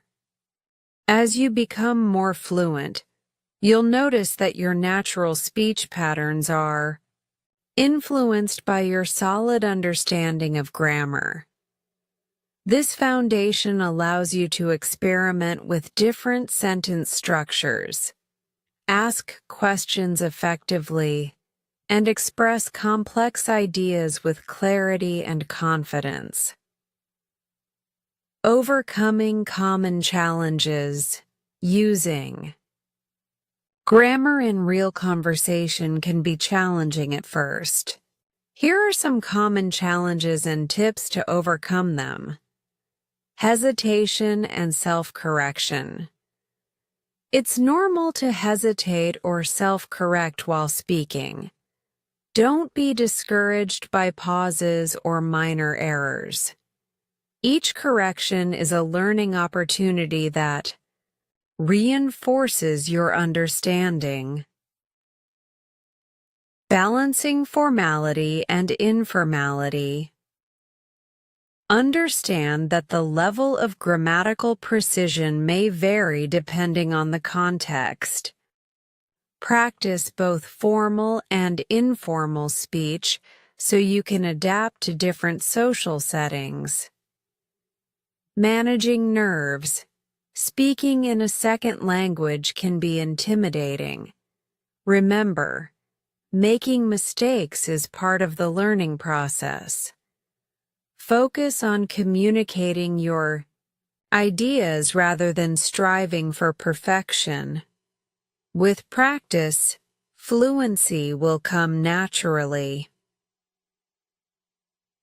Final thoughts on using grammar in conversation. Using grammar in real conversations is the culmination of all your hard work, studying rules, practicing exercises, and engaging in interactive activities. It's about taking that solid foundation and letting it support you as you express your thoughts in real time. The techniques we've discussed, from shadowing and active listening to role-playing and recording, are all tools that will help you transition from learning grammar in isolation to using it confidently in everyday interactions. Remember, every conversation is a chance to practice. The more you speak, the more your grammar will become a natural part of your language use. Don't worry about being perfect. Focus on clear communication and enjoy the process of learning. Thank you for joining me in this chapter. Keep practicing, stay engaged, and soon you'll find that using proper grammar in conversations feels as natural as breathing. I'll see you in the next chapter, where we'll continue to build on these skills and explore even more ways to improve your English fluency. Happy speaking. Chapter 9.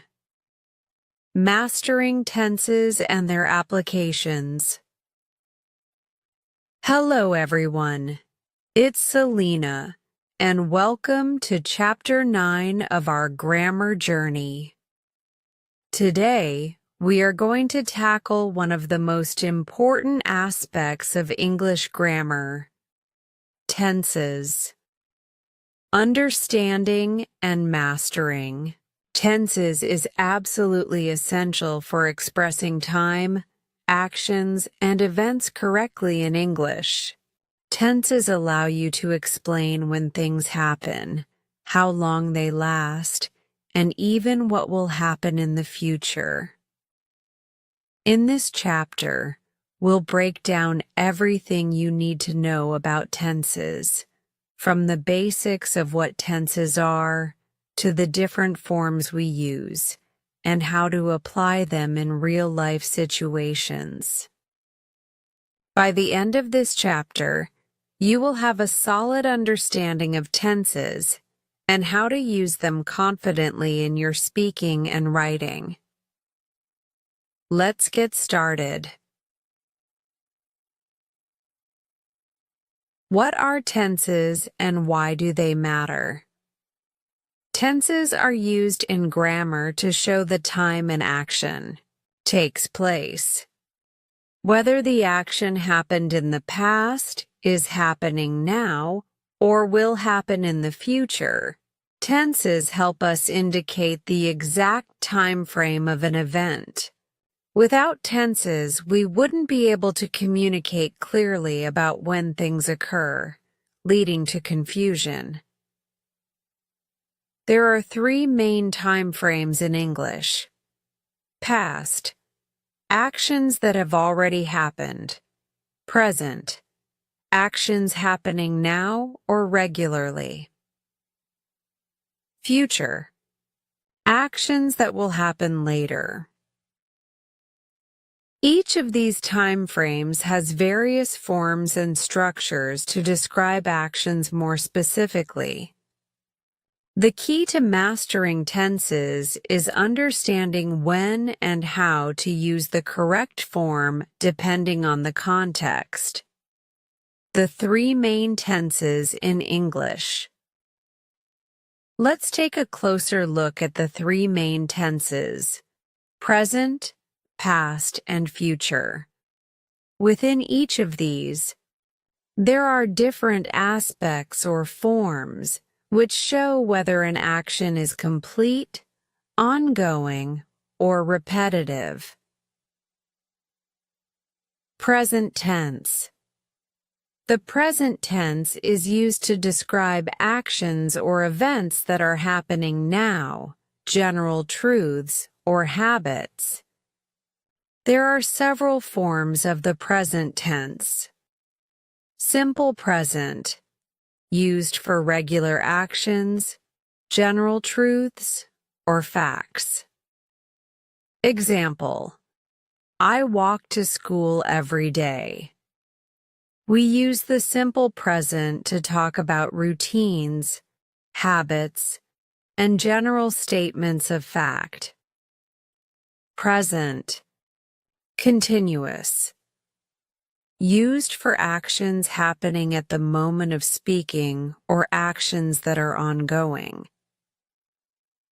Example: she is reading a book right now. The present continuous tense is formed by using the verb to be, am, is, are, plus the main verb with ing. Present perfect, used for actions that started in the past but are still relevant in the present, or actions that have been completed at an unspecified time. Example: I have eaten lunch already. This form is used to connect past actions to the I.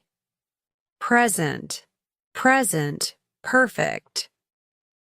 Continuous, used for actions that began in the past and are still continuing or have recently stopped, with emphasis on the duration.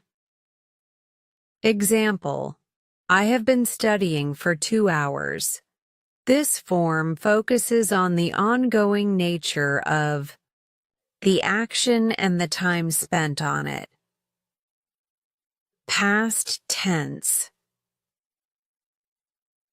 The past tense is used to describe actions that have already happened at a specific time. There are several forms of the past tense. Simple past, used to talk about actions that happened at a specific time in the past. Example: I visited Paris last year. The simple past is often used with time expressions like yesterday, last year in 1995, etc. Past continuous, used to describe actions that were happening at a specific time in the past. Example: I was reading when you called me. This form is used to emphasize the ongoing nature of an action in the past. Past perfect, used to talk about an action that was completed before another action in the past. Example: she had finished her homework before she went to the party. The past perfect tense is used to show which of two past actions occurred first. Past perfect continuous, used to describe an action that was happening continuously up until a certain point in the past. Example: I had been waiting for an hour when the bus finally arrived. This form emphasizes the duration of the action that was happening before another past event. 3. Future tense. The future tense is used to describe actions that will happen in the future. Like the other tenses, the future tense has multiple forms. Simple future, used to talk about actions that will happen in the future. Example: I will go to the store tomorrow. The simple future tense is usually formed by using will plus the base verb. Future, continuous. Used to describe actions that will be happening at a specific time in the future. Example, I will be studying at 8 p.m. tonight. This form is used to show that something will be in progress at a future time. Future perfect. Used to describe actions that will be completed by a certain time in the future. Example, I will have finished my work by the time you arrive. The future perfect tense connects a future action to a specific time.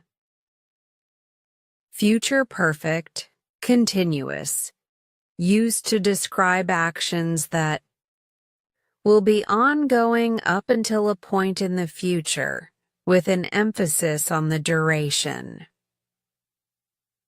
Example, by next month, I will have been working here for 5 years. This form highlights the duration of the action leading up to a future point. Understanding when to use each tense. Each tense has a specific use depending on what you're trying to communicate. Let's look at some guidelines for when to use each one. Use the present tense. When talking about habits, routines, and general truths. Example, I always drink coffee in the morning. Habit, describing something that is happening right now. Example, I am studying for my exams. Action happening at the moment. Use the past tense. When, describing something that happened at a specific time in the past. Example, I visited London last. Summer, completed action in the past. Talking about events that occurred before now. Example, I worked at that company for 5 years. Finished action. Use the future tense.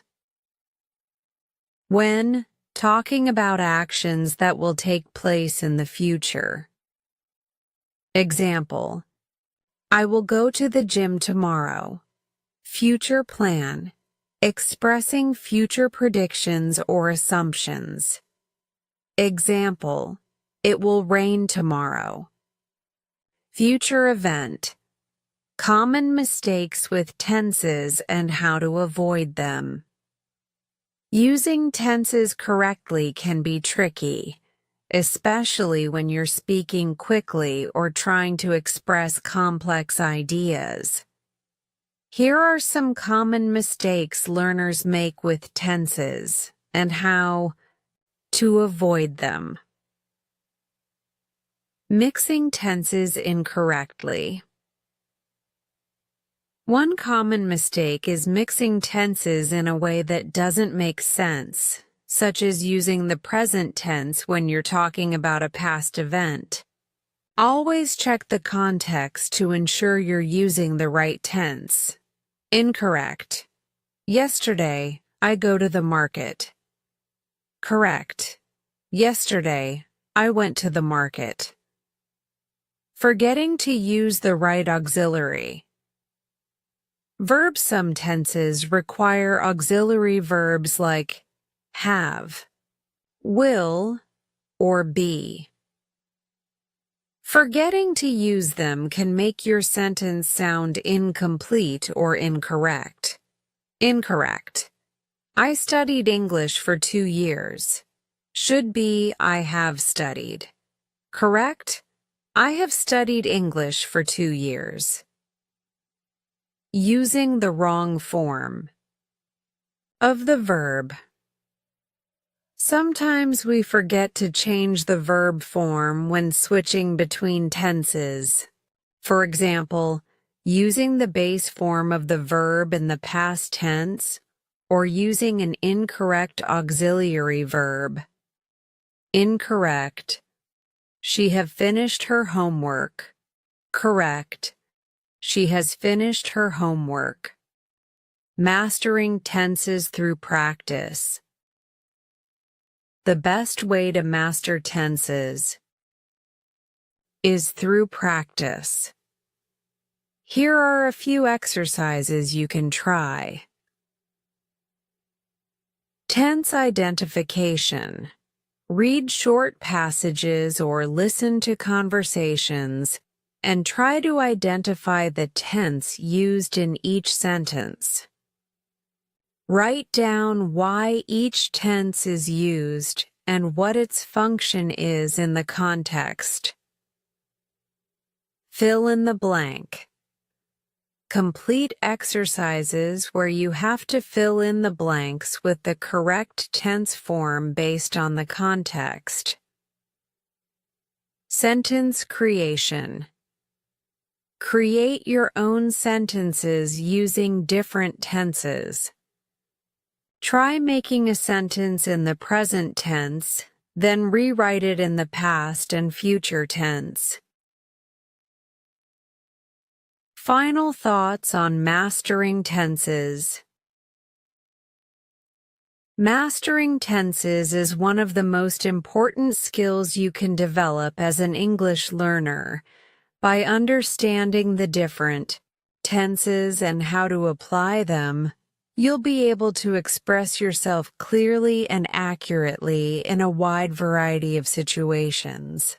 Whether you're telling a story, making plans, or explaining something that happened, the correct use of tenses will make your communication smoother and more effective. Keep practicing. Be mindful of when to use each tense, and soon you'll be using them naturally in both your writing and speaking. In the next chapter, we'll dive deeper into how to use these tenses in complex sentence structures and integrate them with other grammar rules. Great job so far. Keep up the hard work, and I'll see you in the next chapter. Chapter 10. Reading to Reinforce Grammar. Hello and welcome back. It's Selena, and we're finally at Chapter 10 of our grammar journey. In today's chapter, we're going to talk about an incredibly powerful tool for improving your grammar: reading. Reading is one of the best ways to reinforce everything you've learned so far. It not only helps you expand your vocabulary and improve comprehension, but also gives you the chance to see grammar in action. Whether you're reading books, articles, or even just everyday texts, reading exposes you to grammar in real contexts and helps you understand how sentences are constructed naturally. So, in this chapter, we're going to explore why reading is such an effective way to reinforce grammar, how it helps you see grammar in context, and how you can actively use reading to improve your grammar skills. Let's get started. Why reading is important for grammar. We often think of grammar as something that we need to study from textbooks, practicing exercises, and learning specific rules. While all of this is important, reading is one of the most natural and enjoyable ways to improve your grammar. Here's why. Exposes you to real-life grammar usage. When you read in English, you are exposed to the natural day-to-day use of grammar in a variety of contexts. From the simplest conversations to complex narratives, Reading gives you the opportunity to see how grammar is used by skilled writers and speakers. Improves sentence structure. By reading, you get to see how different sentences are structured and how grammar plays a key role in making the meaning clear. Over time, you will internalize these structures and begin to use them more naturally in your own speech and writing.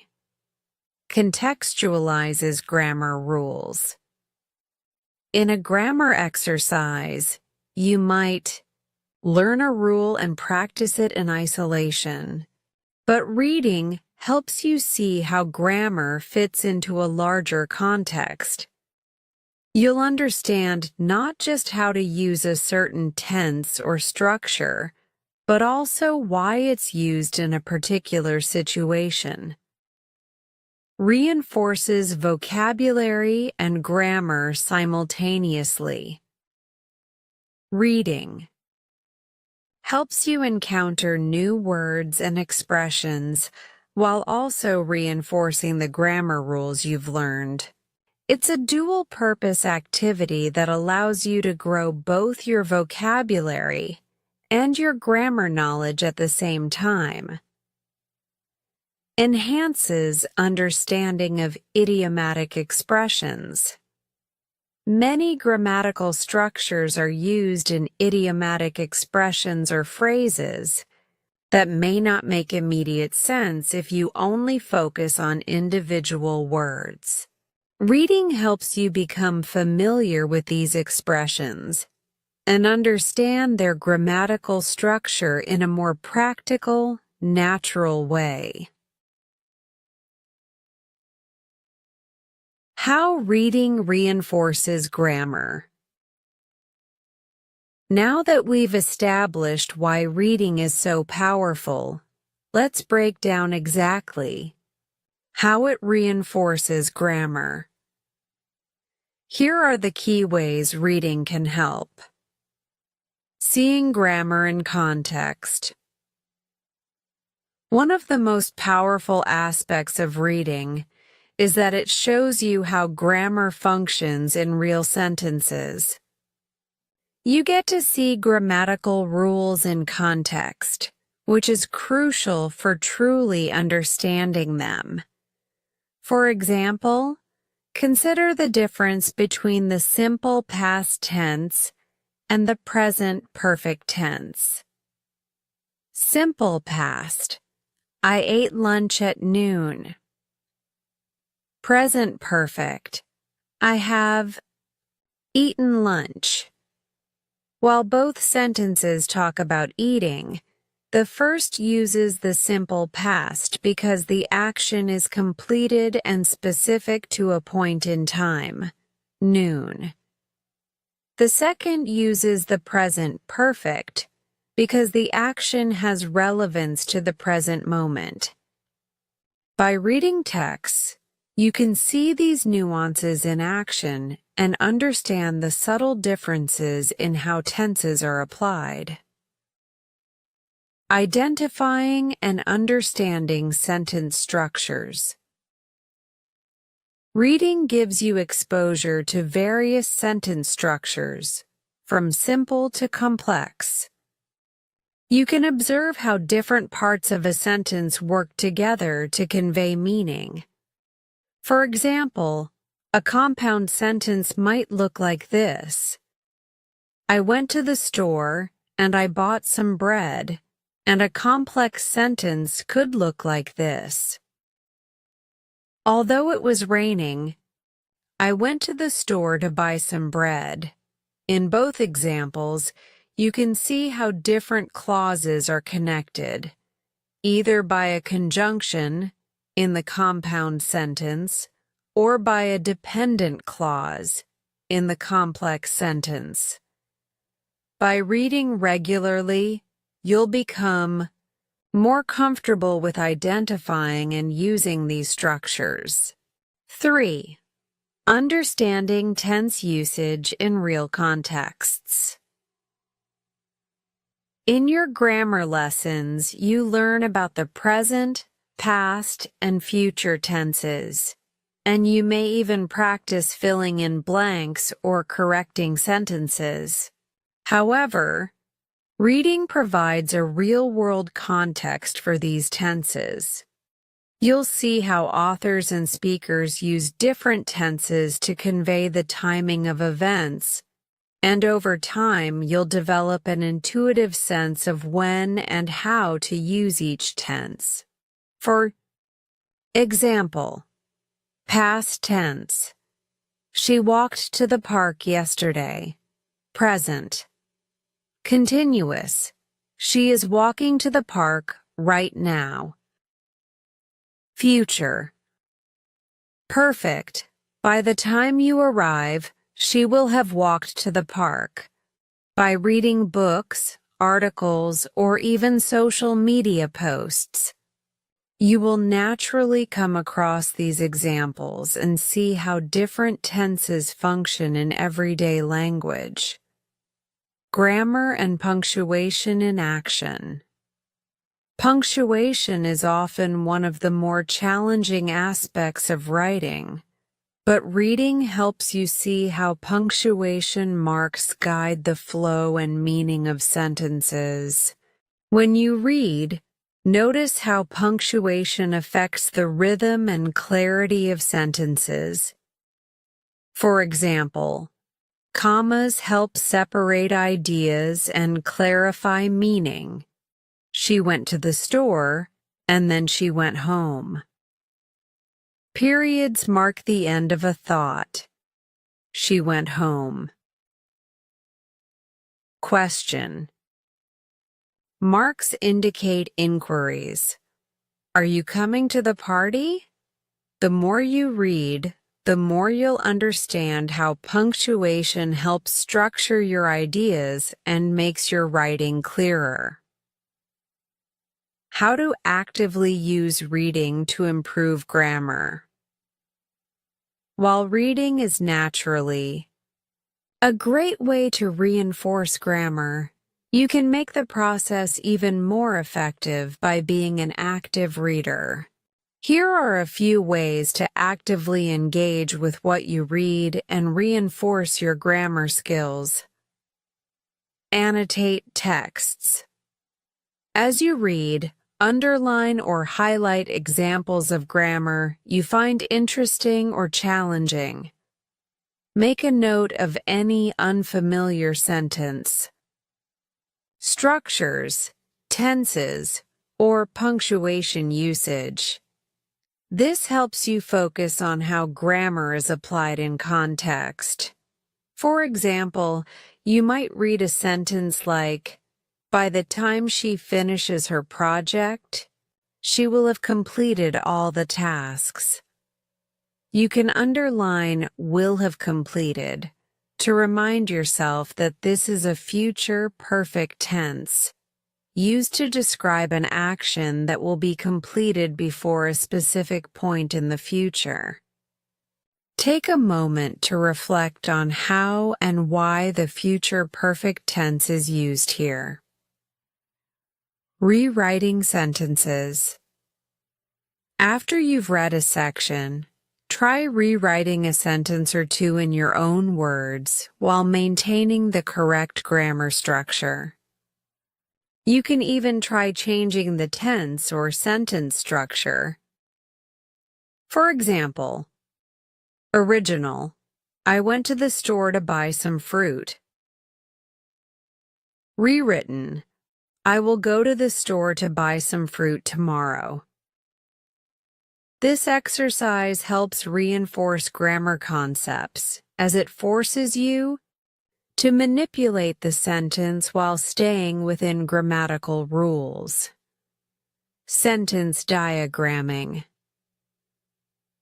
Sentence diagramming is a method where you break down a sentence into its parts, subject, verb, object, etc., and analyze the grammar structure. This can be a helpful way to visualize how different parts of speech come together to form a meaningful sentence, For example, the cat, subject, sat, verb, on the mat, object of the preposition. Breaking sentences down like this helps you understand the function of each word and how they work together grammatically. Practice with varied texts. Try reading a variety of materials, such as books, articles, blogs, and social media posts. Each genre uses different sentence structures and tenses. For example, a formal article might use more complex sentence structures and a higher level of grammar, while a casual blog post may use simpler forms and conversational language. Reading a variety of texts helps you see grammar in different contexts and adapt your own language use for different situations. The importance of regular reading practice. The key to improving your grammar through reading is regular practice. Set aside time each day to read something in English. The more you expose yourself to correct grammar usage, the more natural it will feel to use the same grammar in your writing and speaking. You don't have to read long passages every day. Just a few pages or paragraphs can be enough. As you read, try to challenge yourself by looking for grammar structures that you're less familiar with. Over time, you'll see improvements in both your grammar and your ability to communicate more effectively. Final thoughts on reading to reinforce grammar. Reading is one of the most enjoyable and effective ways to reinforce grammar. It exposes you to grammar in context, shows you how sentences are constructed, and helps you internalize the rules without the need for constant drills. By reading regularly and actively engaging with the text, you can improve your grammar in a way that feels natural and effortless. Remember, the key to mastering grammar is consistent practice, and reading provides the perfect opportunity to practice. So, pick up a book, read an article, or explore anything in English, and start noticing the grammar in action. The more you read, the more grammar will become a natural part of your English. In the next chapter, we'll discuss how to apply grammar rules in your writing and how to improve your written communication skills. Keep reading, stay curious, and I'll see you in the next chapter. Happy reading. Great work today. Every moment you spend practicing brings you closer to mastering your English listening and speaking skills. Remember, progress comes with patience and consistency. If this story inspired you or helped you in your learning journey, don't forget to like, share, and subscribe to Easy English Spark channel for more lessons and stories. Keep listening, keep speaking, and keep believing in your growth. I'll see you in the next video. Take care and keep shining.